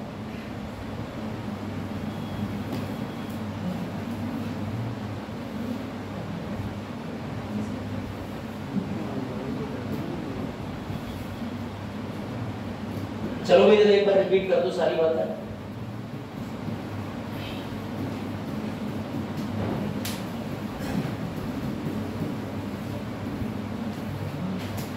हाँ भाई ध्यान देना, जो बच्चे बैठे हुए जिन्होंने नोट्स बनाए, ठीक है। आर्टिकल 12 बताओ क्या है, तुम ही लोग बताओ। हाँ पूछो किसी से भी, क्या है आर्टिकल 12? राज्य, राज्य के अंदर कौन सी 3 बातें लिखवानी? हाँ हाँ अरे प्रयास करो, भले गलत हो। इधर से आर्टिकल 12 में क्या क्या चीजें नोट करें? और बैठ सकता। हाँ भारत संघ, संसद और एक अन्य में भी आ जाते हैं, और दूसरा राज्य विधानसभा। कोई बात नहीं, कोई बात। मैग्ना कार्टा के बारे में कौन बताएगा? क्या है मैग्ना कार्टा? हाँ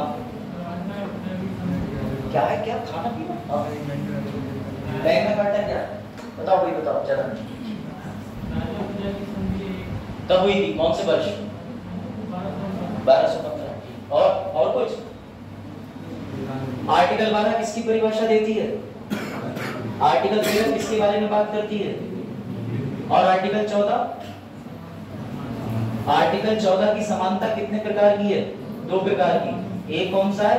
विधि के समक्ष समानता और इक्वल प्रोटेक्शन ऑफ लॉज। ये यहां तक याद हो गया। अमेरिका में फंडामेंटल राइट्स को क्या कहते हैं? किस वर्ष आए थे? 1789। बेटा भूलना मत, सारा का सारा जो है वो प्रीलिम्स में आया हुआ है। एक बार घर पे जाके आईएएस के क्वेश्चन लगाना, तब तुम्हें मजा आएगा।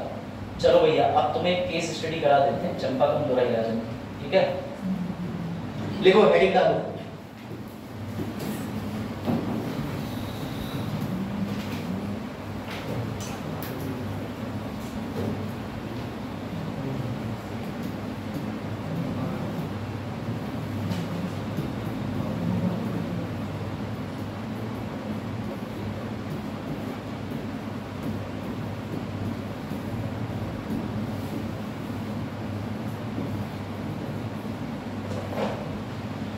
ये नोट करो, फिर आगे बढ़ते हैं। केस पढ़ेंगे चंपाकम दोहराई राजन का। केसेस यूपीएससी में आते हैं, ये ध्यान रखना, ठीक है? मेंस तो ऑलमोस्ट डायरेक्टली पूछता है कि केसेस बताइए, आरक्षण से संबंधित, ठीक है? ये चीज समझ लेना, इसको बहुत आसान है समझना। बेटा आर्टिकल 15 3 चीजों की बात करता है। आर्टिकल 15 में साफ साफ लिखा हुआ है कि कोई भी जाति, रंग, नस्ल, जन्म स्थान के आधार पर किसी से भी भेदभाव नहीं करेगा। मैं रिपीट कर रहा हूँ, The state shall not discriminate on the basis of race, religion, caste, sex, place of birth. इन सभी चीजों के चलते कोई भी भेदभाव नहीं करेगा, समझना। आर्टिकल 15(2) इसी बात को कहता है कि केवल जाति और इन सब के आधार पे नहीं करेगा। आर्टिकल 15(3) एक बात कहता है कि महिलाओं और बच्चों के लिए राज्य कोई भी कानून बना सकता है। क्या अभी तक मैंने SC, ST, OBC बोला? नहीं बोला ना मैंने? जाति की तो बात करी नहीं। बेटा ऐसा ही हुआ चंपाकम मैडम के साथ। अब इसकी स्टोरी सुनना, ध्यान से सुनना बेटा। अब भी ये केस था क्या तो समझिएगा। ये कहानी है मद्रास की, ठीक है? मद्रास में एक बच्ची को करना था MBBS। कहां से करना था? यूनिवर्सिटी ऑफ मद्रास से। बेटा आपको जान के ताज्जुब होगा, जब देश का संविधान बना था तो इसमें आरक्षण नाम की कोई चीज नहीं थी। वैसे मैं जानना चाहूंगा तुम लोगों से कि आरक्षण किसने दिया, जरा बताओ संविधान में। हाँ बिल्कुल ठीक आंसर दिया। आरक्षण कभी भी बाबा साहब अम्बेडकर जी ने दिया ही नहीं। वो कभी भी आरक्षण के फेवर में थी नहीं। उनका हमेशा ये मानना था कि देश अपनी सोच को बदल लेगा, हमें नौकरी नहीं चाहिए, हमें आरक्षण नहीं चाहिए। लेकिन स्थिति क्या आ जाएगी, वो क्यों नेहरू जी ने आरक्षण दिया, ये जानना बहुत जरूरी है। उसके लिए आप चीजें समझिएगा। बेटा ये रहा नाम चंपाकम का।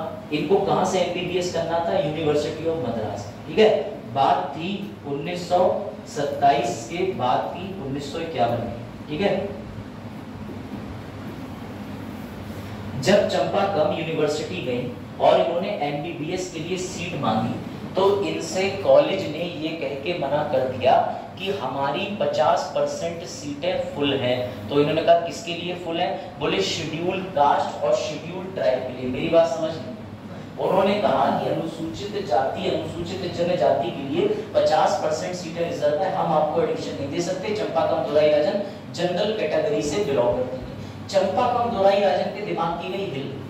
भैया मैडम ने कहा कि कैसी फालतू की बातें कर रहे हो, देश के संविधान को बने हुए 1 साल हो गया, 1950 में लागू हो गया था।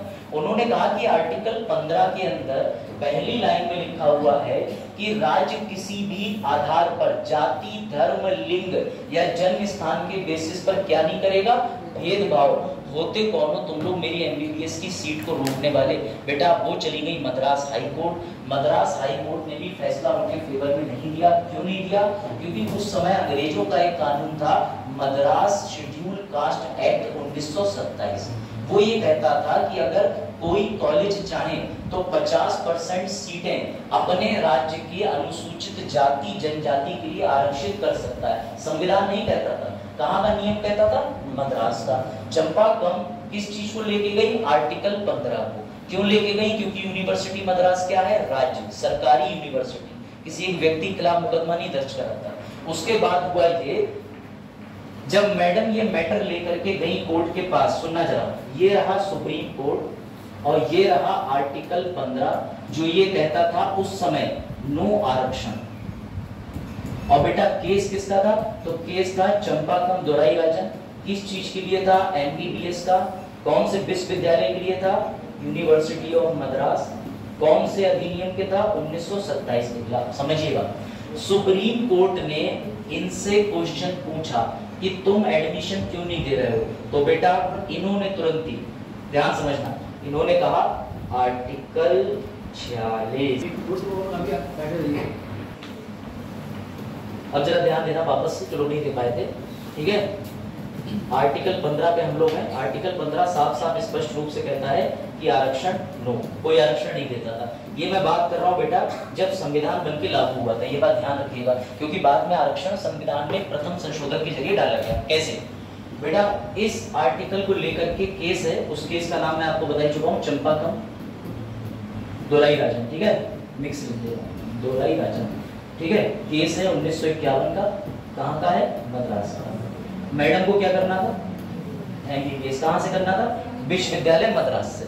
जब इन्होंने बेटा मद्रास यूनिवर्सिटी गई तो मद्रास यूनिवर्सिटी ने मैडम से ये कह के मना कर दिया कि 50% सीटें तो फुल हो गई हैं। जैसे अभ्युदय में बाद में बच्चे आए तो हमने कह दिया सीटें फुल, तो तुम लोग बोले एडमिशन नहीं हो पाया, तो ठीक है चलो देखो, चलो समझे।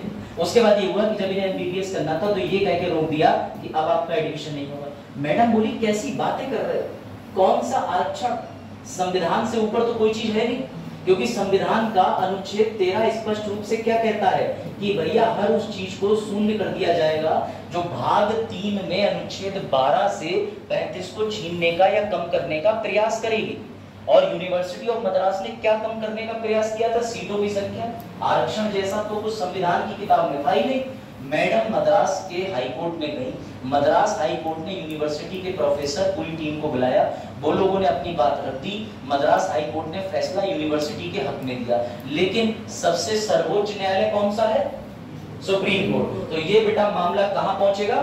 Supreme court. और जब ये मामला सुप्रीम कोर्ट पहुंचा तो सुनना ध्यान से, सुप्रीम कोर्ट के सामने दुविधा आ गई, क्योंकि आर्टिकल 15 की लड़ाई हो गई आर्टिकल 46 से। आप समझो ध्यान से, ये क्वेश्चन आ चुका है यूपीएससी मेंस में कि जब भी फंडामेंटल राइट और डीपीएसपी की लड़ाई होगी, दोनों में से कौन जीतेगा? समझ लो आर्टिकल 46 क्या कहता है, ये भी समझ लो। ये कहता है शेड्यूल कास्ट, शेड्यूल ट्राइब या फिर कोई भी वीकर सेक्शन, कमजोर वर्ग, इन लोगों को आरक्षण दिया जा सकता है। लेकिन ये बात कौन सा आर्टिकल कहता है? 46। अब मैं तुम्हारे सामने सबसे कठिन सिचुएशन रख रहा हूं, इसको समझने का प्रयास करना कि जब भी मौलिक अधिकार या संविधान के किसी और भाग के बीच में युद्ध होगा तो एक तरफ है मौलिक अधिकार आर्टिकल 15, एक तरफ आर्टिकल 46, दोनों में से कौन जीतेगा बताओ? 46 कौन जीतेगा? आर्टिकल 15 कितने लोग कह रहे हैं कौन जीतेगा? हाथ खड़ा करो फटाफट। आर्टिकल 15 कितने लोग जितवा रहे हैं? एक वो भी आता आर्टिकल 15 जो आर्टिकल 15 कह रहे हैं, ध्यान रखना तुम आरक्षण खत्म कर रहे हो। अगर तुम कह रहे हो आर्टिकल 15 जीत जाएगा तो आरक्षण खत्म, ये साफ साफ कह रहा है नो रिजर्वेशन। और अगर तुम इसे जिता रहे हो तो तुम जिता नहीं सकते इसको। क्यों? क्योंकि आर्टिकल 15 हार जाए इतना दम नहीं, क्योंकि मौलिक अधिकार बेसिक अधिकार है, एक गारंटी है, किसी भी आदमी से छीने जा सकते। बेटा सुप्रीम कोर्ट ने वही करा जो उस समय संविधान कह रहा था। सुप्रीम कोर्ट ने चंपाकम दोराईराजन को उचित ठहराया और आर्टिकल 15 की व्याख्या में साफ साफ नेहरू जी के मुंह पर खड़े होकर कह दिया कि संविधान में आरक्षण नाम की कोई चीज है ही नहीं, चंपाकम दोराईराजन को सीट दी जाए। उसने एडमिशन क्लेम कर लिया। अब ये बात नेहरू जी की ईगो पे लग गई।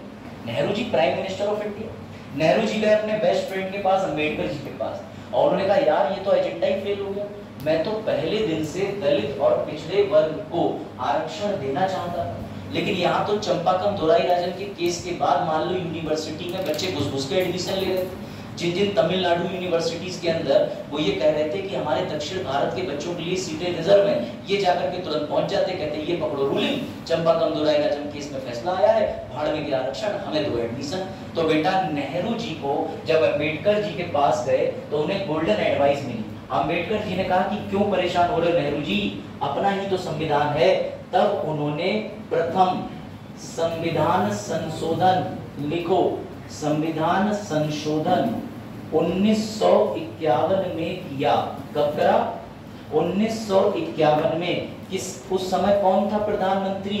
नेहरू जी। तो बेटा इसके तहत अनुच्छेद 15(1), 15(2) और 15(3) तो पहले से थे, परंतु एक नया अनुच्छेद जोड़ा गया 15(4), जो स्पष्ट रूप से कहता है कि दलित या अनुसूचित जाति, अनुसूचित जनजाति को आरक्षण देने के लिए राज्य प्रावधान बना सकती है। यानी अब प्राइम मिनिस्टर को ताकत आ गई कि वो कह सकते हैं यूनिवर्सिटी में इतने प्रतिशत सीटें रिजर्व हैं। ये भी समझे या नहीं? अब बताओ, ये है पॉलिटी। पहले दिन ही तुम्हारे ऊपर ज्यादा बॉम्ब्स का अटैक करना ठीक नहीं है, क्योंकि अगर ज्यादा भारी मात्रा में गोलाबारी होगी तो नुकसान हो जाएगा। इसलिए पहले दिन पे मैं तुम्हें सिर्फ परिचय करा रहा हूँ। अभी धीरे धीरे फेस में जब तुम पढ़ना शुरू करोगे तो तुम्हें कनेक्टिविटी आ जाएगी। हर एक टीचर का पढ़ाने का तरीका अलग होता है। ये मत सोचना ये बहुत ज्यादा थियोरेटिकल है तो सर ने समझा दिया, लेकिन इतने दिन में तुम ये समझ गए होगे इतने घंटे के अंदर कि ये वनडे एग्जाम का तो नहीं पढ़ा रहा है, क्योंकि वनडे एग्जाम की अप्रोच नहीं। वहां तो मैंने लिखवाया भाग 3 12 से 35, अनुच्छेद 15 ये कहता है, 14 ये कहता है घर जाओ, लेकिन बेटा यहाँ घर नहीं भेजना, यहाँ भेजना लवासना। तो कौन सा आर्टिकल ऐड किया गया? अब सुनो तुम गेम, मजा आ जाएगा तुम्हें सुन के। कैसे? 15(4) क्या कहता है? सुनना, 15(4) ये कहता है schedule caste plus schedule tribe plus, ध्यान से सुनना फिर मत चौंकना,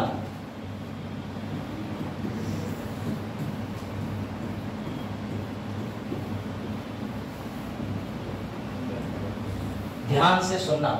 आर्टिकल 46 जब मैंने अपने मुंह से पढ़ के सुनाया था तो मैंने 46 में क्या बोला था कि आर्टिकल 46 कहता है पिछड़ा वर्ग वही आपकी अनुसूचित जनजाति। अनुसूचित जनजाति एक कौन सा वर्ग बताया था? कमजोर वर्ग कह सकते हो या इकोनॉमिक। लेकिन इतने चालाक थे हमारे देश के नेता कि उन्होंने इकोनॉमिक वीकर सेक्शन को उस समय खा लिया। मैं तुम्हें इसलिए बता रहा हूँ कि ईडब्ल्यूएस का कोटे का जन्म कैसे हुआ। ये जो 10% सामान्य जाति को आरक्षण दे दिया, ये रातों रात नहीं दिया, ये 1951 का गेम था बेटा। उस समय ईडब्ल्यूएस वर्ड को खत्म करके वहां पर लिख दिया गया बैकवर्ड क्लास, और ये खत्म कर दिया। अब आप कहोगे सर इसका मतलब क्या हुआ? बेटा इसका मतलब ये हुआ कि देश में दोबारा से तबाही मच गई। सर कैसे? क्योंकि इनको तो आरक्षण दिया जाना वैध था, इनके नाम पे तो था कि बहुत सारे उच्च वर्ग ने इनके साथ में हिंसा करी, हर तरीके की हिंसा करी, सब मानते हैं। लेकिन इस वर्ड को जानने के बाद एक और वर्ग आके खड़ा हो गया, ये बोला कि हम भी लेंगे आरक्षण, संविधान में लिखा है बैकवर्ड, हम पिछड़े। और ये पिछड़े लोग जो थे इनकी गिनती करने का कोई तरीका नहीं था सरकार के पास। उन्होंने कैसे गिनती करी अभी बताता हूँ। इस समय वर्तमान परिस्थिति में आप आरक्षण की सीमा समझ लीजिए।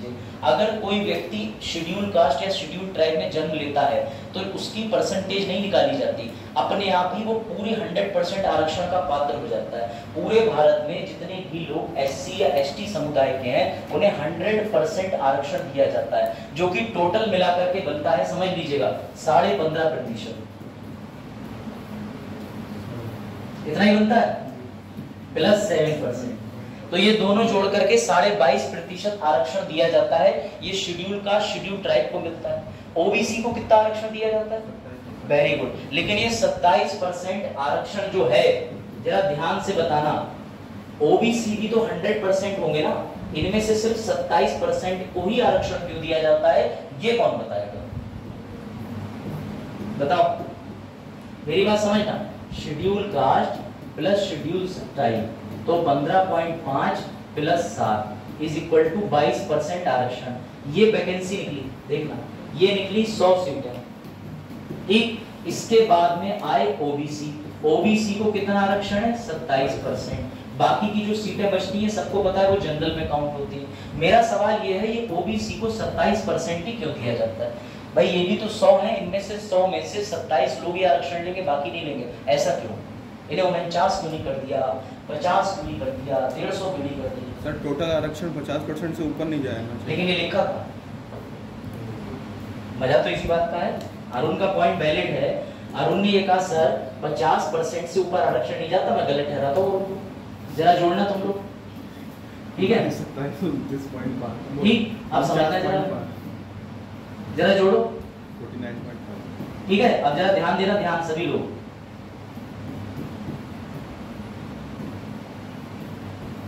अब जोड़ो 49। लो आरक्षण तो चला गया 50 से ऊपर। तमिलनाडु 69%, ठीक है, ये भी समझ लो। अब ये आरक्षण अभी उन्होंने कहा सर 50% से ऊपर नहीं जाएगा, ये तो ईडब्ल्यूएस लिया 10%, कहां से चला गया आरक्षण इतना आगे? कोई लॉजिक? कोई अटेम्प्ट करना चाहेगा? ईडब्ल्यूएस में वो लोग शामिल किए जाते हैं जिसको कंडीशन को फुलफिल करते हैं। हाँ, जिसकी कंडीशन, ठीक है, जैसे उसमें कंडीशन दी है कि इतनी जगह या इतनी सालाना मतलब इनकम इतनी होनी चाहिए या गाड़ी होनी चाहिए। ठीक ठीक। और किसी भी वर्ग का हो सकता है। अच्छा, किसी भी वर्ग का हो सकता है, लेकिन मेरा सवाल वही रहेगा कि 100 वैकेंसी निकली, इस 100 वैकेंसी में 22.5 सीटें, 23 मान लो, 27 सीटें ओबीसी, 10 सीटें ये ले गए, सीटें तो इतनी बटेंगी ना। हाँ क्या हुआ?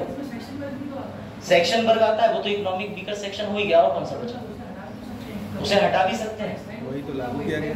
अच्छा, अभी भारत में जो संविधान मिल रहा है वो 59.5% मिल रहा है, और अभी रिसेंटली बिहार में ये चीज देखने को मिली कि बिहार वाले भी अपने आरक्षण को ले जा रहे थे 75%, तो रोका गया उन्हें।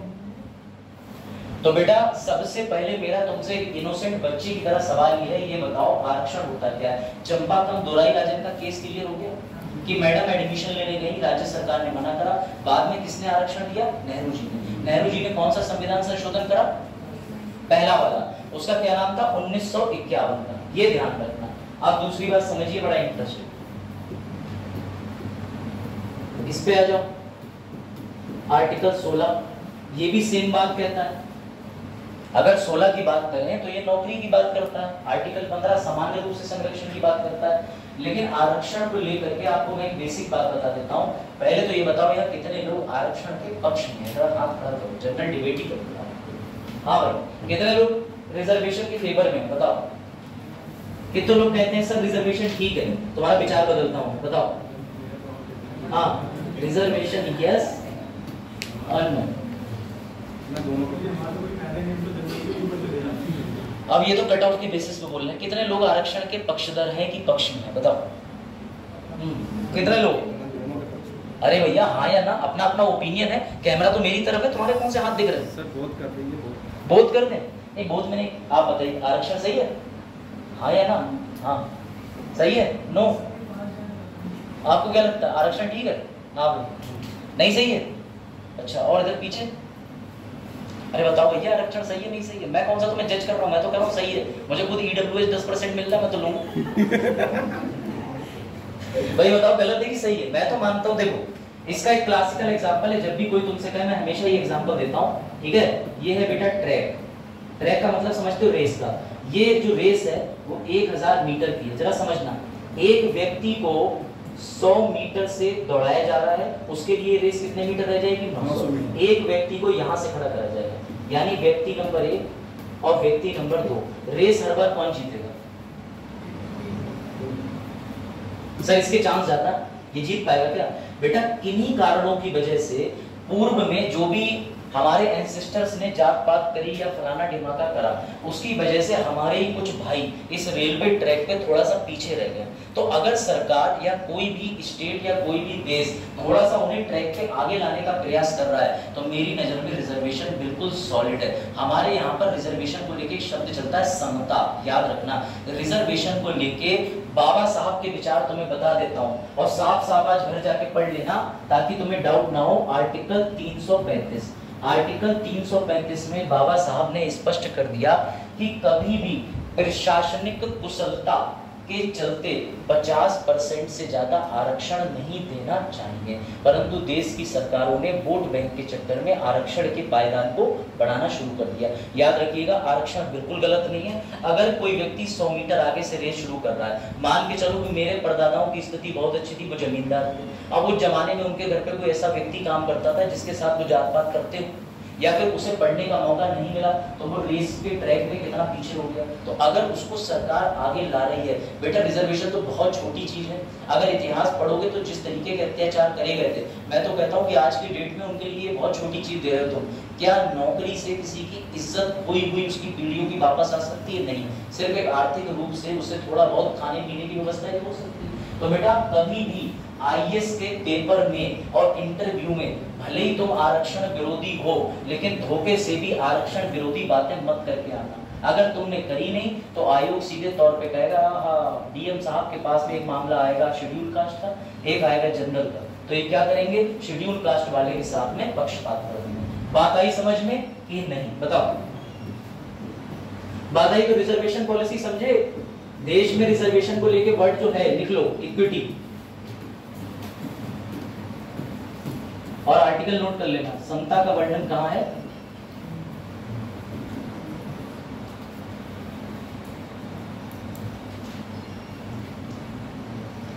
एक बार स्टार्टिंग से रिपीट कर दूं सारा, हाँ रिपीट कर देता हूं स्टार्टिंग से, है ना। एक बार सारा रिपीट कर दूं स्टार्टिंग से, थोड़ा सा तुम्हारे दिमाग में बैठ जाए। तो मैं लग रहा होगा सर क्या पढ़ लिए, इतनी देर में 4 विषय पढ़ लेते, इतनी देर में सर हम पढ़ लेते। अक्षांशीय रेखाएं इतने डिग्री कोण बनाती हैं, और जो है वो अकबर की बेगम का नाम ये था। वैसे अकबर की मृत्यु पेजेस से हुई थी, मैं हमेशा बताता हूँ वो डाइसेंट्रिक, ठीक है। उस जमाने में जो है इतनी आधुनिक लैब नहीं थी कि अगर समय से उनको खुद ही हरे मिल जाती तो काम हो जाता, लेकिन उस समय बनी नहीं थी। तो याद रखिएगा, छोटी सी छोटी त्रुटि भी क्या क्या कर देती। चल पंखे भी नहीं थे ना, गर्मी ज्यादा हो गई। ठीक है, अब मैं आपको सब्जेक्ट का ओवरव्यू भी अभी दे दूंगा अपने इस तरह से, क्योंकि आज का जो टॉपिक था वो पूरा जरूरी था। आज हमने जो टॉपिक कवर करा है मैं इसमें लिखवा दे रहा हूँ, इसके आगे हेडिंग डाल के लिख लीजिए कि इसका हमने सबसे पहले इतिहास समझा, और इसके इतिहास के साथ साथ में हमने ये जाना कि विश्व में सबसे पहली बार मैग्ना कार्टा नामक जो बिल था वो प्रस्तुत हुआ। अगर मैं बात करूं तो इसके आगे लिख लीजिए, विश्व में सबसे पहली बार मौलिक अधिकार की बात हुई।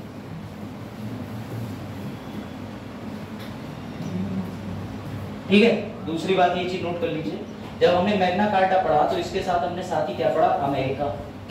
और अमेरिका के अंदर इसी चीज को क्या कहते हैं बेटा, bill of rights. Bill of rights जो है वो कब लाए गए, 1789। ठीक है, ये इंग्लैंड में हो गए, इसके बाद ये अमेरिका में हो गए। फिर हमने कहाँ के फंडामेंटल राइट को समझा, इंडिया। इंडिया की अगर बात करें तो इंडिया के अंदर कौन से भाग में है, पार्ट 3 में। कहां से, अनुच्छेद 12 से 35। क्या संविधान मौलिक अधिकार संशोधन के जरिए लाया था, नहीं सर, बाबा साहेब ने ओरिजिनली ये डाल दिए।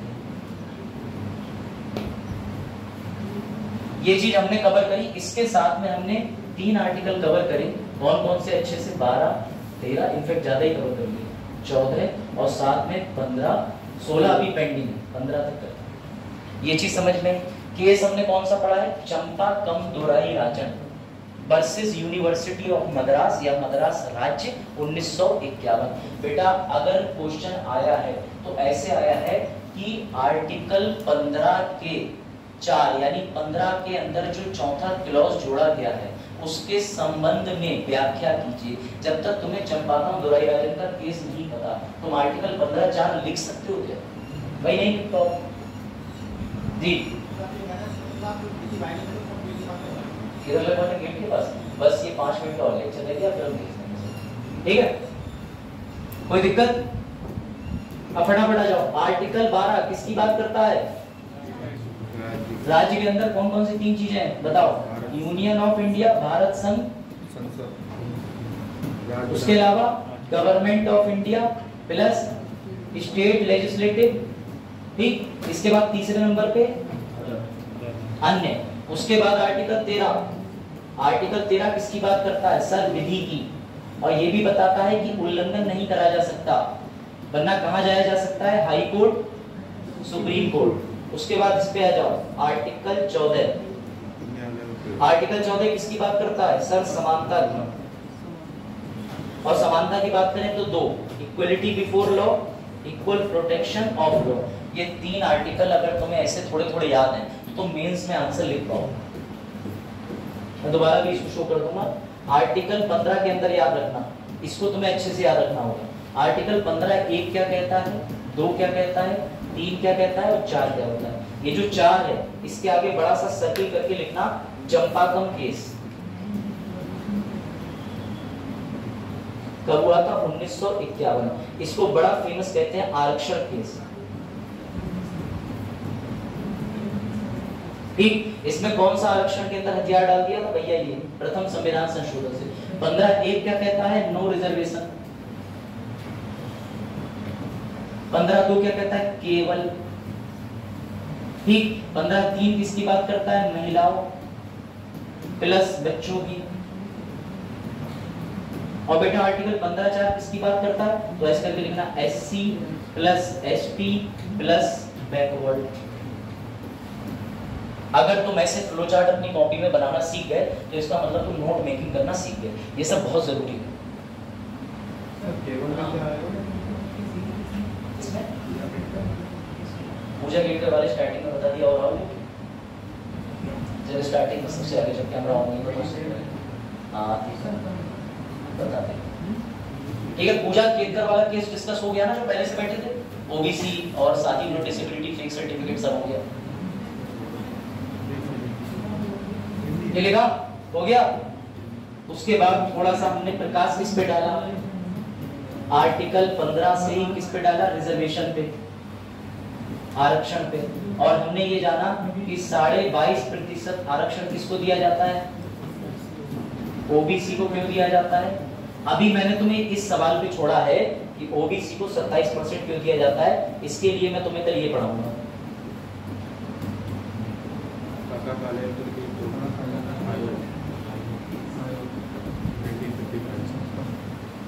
पढ़ा अभी भी सकते हैं लेकिन टाइम को देखते हुए, क्योंकि अभी मुझे तुम्हें एक बड़ा इंपॉर्टेंट आर्टिकल और कवर कराना है, आर्टिकल 17 मेरा फेवरेट। यहाँ तक कोई डाउट?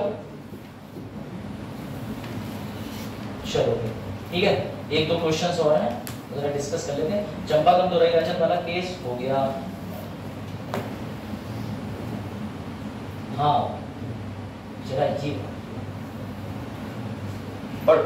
आर्टिकल 16 अभी छोड़ रहा हूँ, आर्टिकल 16 कल कवर करेंगे। आर्टिकल 17 की हेडिंग पढ़ो।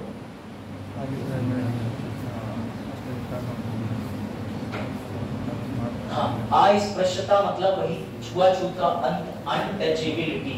समझ आ रहा? समझ आ रहा? एकदम दिमाग से बिल्कुल साफ। मैंने पहले कहा मैं ट्रेडिशनल टीचर नहीं हूँ, अभी तो तुम असली टीचर से कल मिलोगे। आज तो मैं सीधे डायरेक्ट एक बारात में से आ गया उठ के।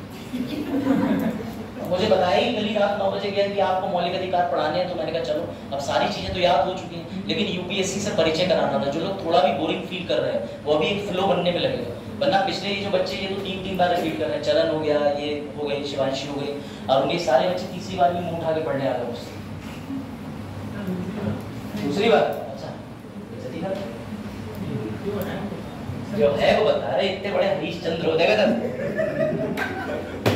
हाँ, अस्पृश्यता का उन्मूलन बताओ भाई।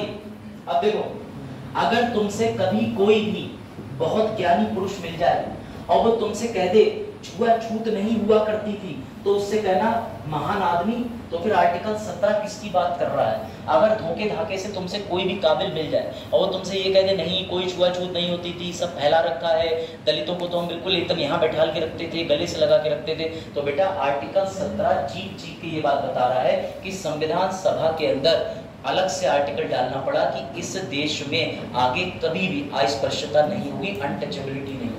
सोचने की बात है। इनफैक्ट ये भी छोड़ो, आर्टिकल 15 के अंदर स्पष्ट रूप से ये भी लिखा हुआ है आगे जाकर के कि बाथिंग घाट, पहले उन्हें घाट पर, कुएं पर, जहां पर शमशान भूमि होती है वहां पर, ऊंची दुकानों पर, मार्केट पर, इन सभी जाने पर प्रतिबंध था। तो अफसोस की बात है कि हमारे संविधान के अंदर अनुच्छेद में ये लिखना पड़ा कि भैया उनको कभी सार्वजनिक कुएं पर, घाट पर, सार्वजनिक रेस्टोरेंट पर, सार्वजनिक स्थल पर जाने से नहीं रोका जाएगा। अगर कोई तुमसे कहे तो उसे आर्टिकल 17 दिखवा देना। बाकी हर आर्टिकल के अपवाद मिलेंगे। 14 के अपवाद पढ़े, अनुच्छेद 361 IFSP नो पढ़ी थे। उसके बाद आर्टिकल 15 के अंदर अपवाद किसने डाल दिया? नेहरू जी ने। 15 का 4 कि ऊपर क्या लिखा था? नो रिजर्वेशन, नीचे आ गया रिजर्वेशन। लेकिन आर्टिकल 17 का कोई अपवाद नहीं। आर्टिकल 17 का मतलब तुमने किसी भी दलित वर्ग या किसी भी ऐसे व्यक्ति से जाति सूचक शब्द कहे तो सीधे तुम्हें उठा करके जेल। लेकिन सर अब तो आप फंस गए। अभी थोड़ी देर पहले आप कह रहे थे कि ये सारे के सारे मौलिक अधिकार किसके विरुद्ध प्रयोग करे जाएंगे? राज्य के। लेकिन सर अगर मोहित को सुमित पाठक ने कह दिए जाति सूचक शब्द, तो फिर मोहित सीधे हाई कोर्ट तो जा नहीं सकता, क्योंकि भाई जो दूसरा व्यक्ति है वो किसी भी तरीके से सरकार तो है नहीं। तो फिर क्या होगा? तो बेटा इस आर्टिकल के साथ में तुरंत नीचे लिख लो, सरकार ने लागू कर रखा है SC/ST एक्ट 1980। इसी के तहत आप किसी भी ऐसे व्यक्ति पर जिसकी कोई भी प्रकार से जाति सूचक शब्द कहते हो, तो जो पुलिस FIR लिखती है वो आर्टिकल 17 पे तो लिख नहीं सकती, क्योंकि दो निजी व्यक्तियों के बीच में कभी मौलिक अधिकार नहीं आता है, उल्लंघन नहीं होता। तो बेटा उसके लिए कौन सा प्रावधान है? SC/ST act. कोई डाउट? कोई डाउट? लिखा नहीं लिखा? अच्छा, तब तक मैं तुम्हें होमवर्क देके छोड़ता हूँ। सर होमवर्क भी दोगे? हाँ सर, क्या करेंगे होमवर्क? ठीक है।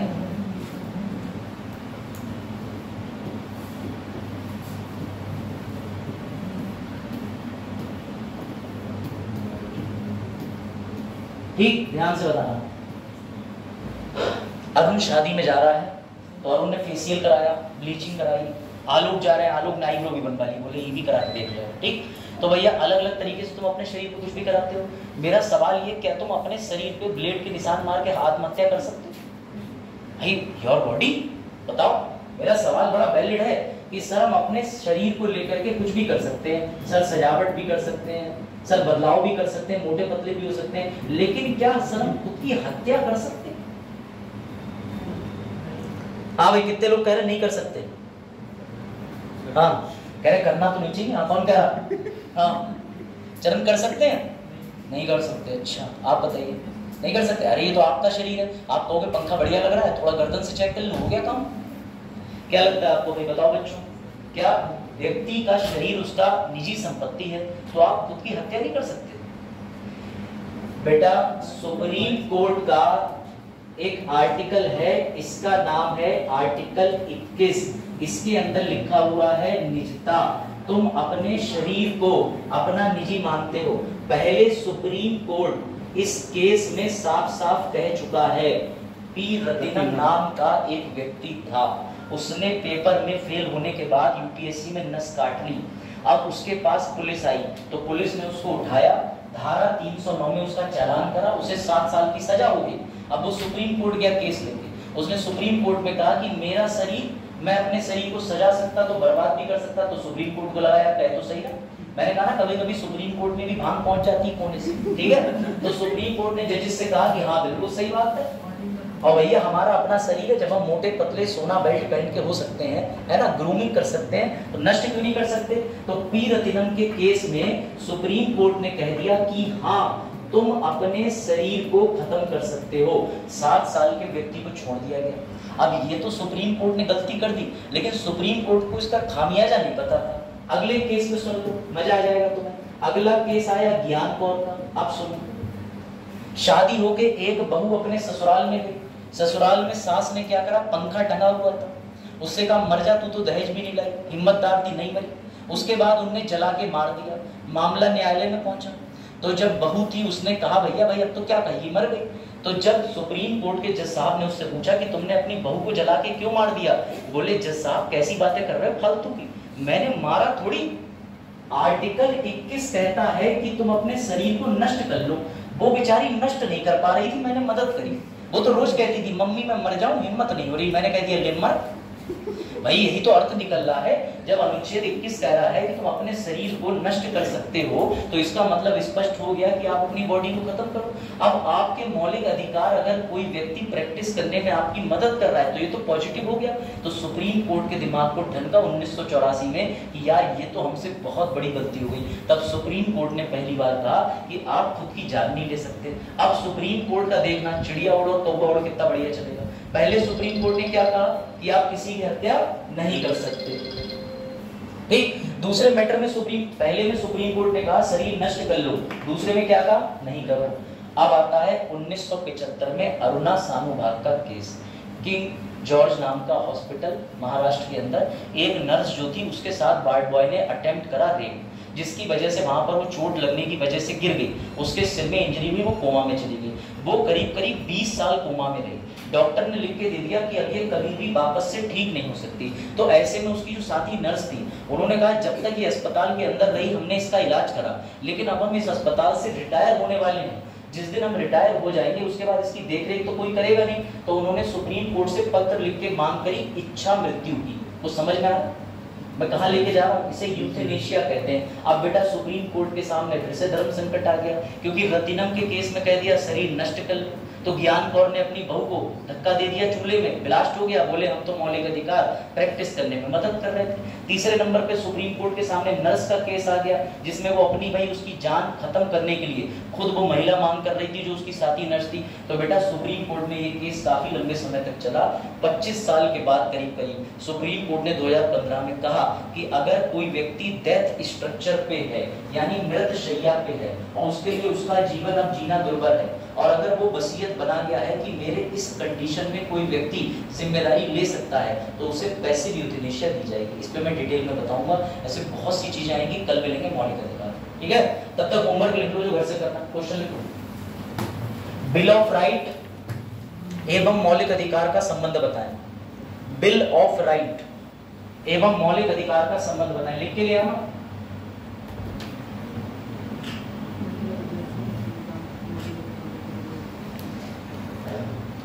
ठीक है, इसकी पीडीएफ आपको मिल जाएगी। कैसे मिलेगी मैं बता दूंगा, कल शेयर करूंगा। आज तो नहीं, आज तो और नोट्स डेली बनेंगे। बंद कर दो कैमरा। इससे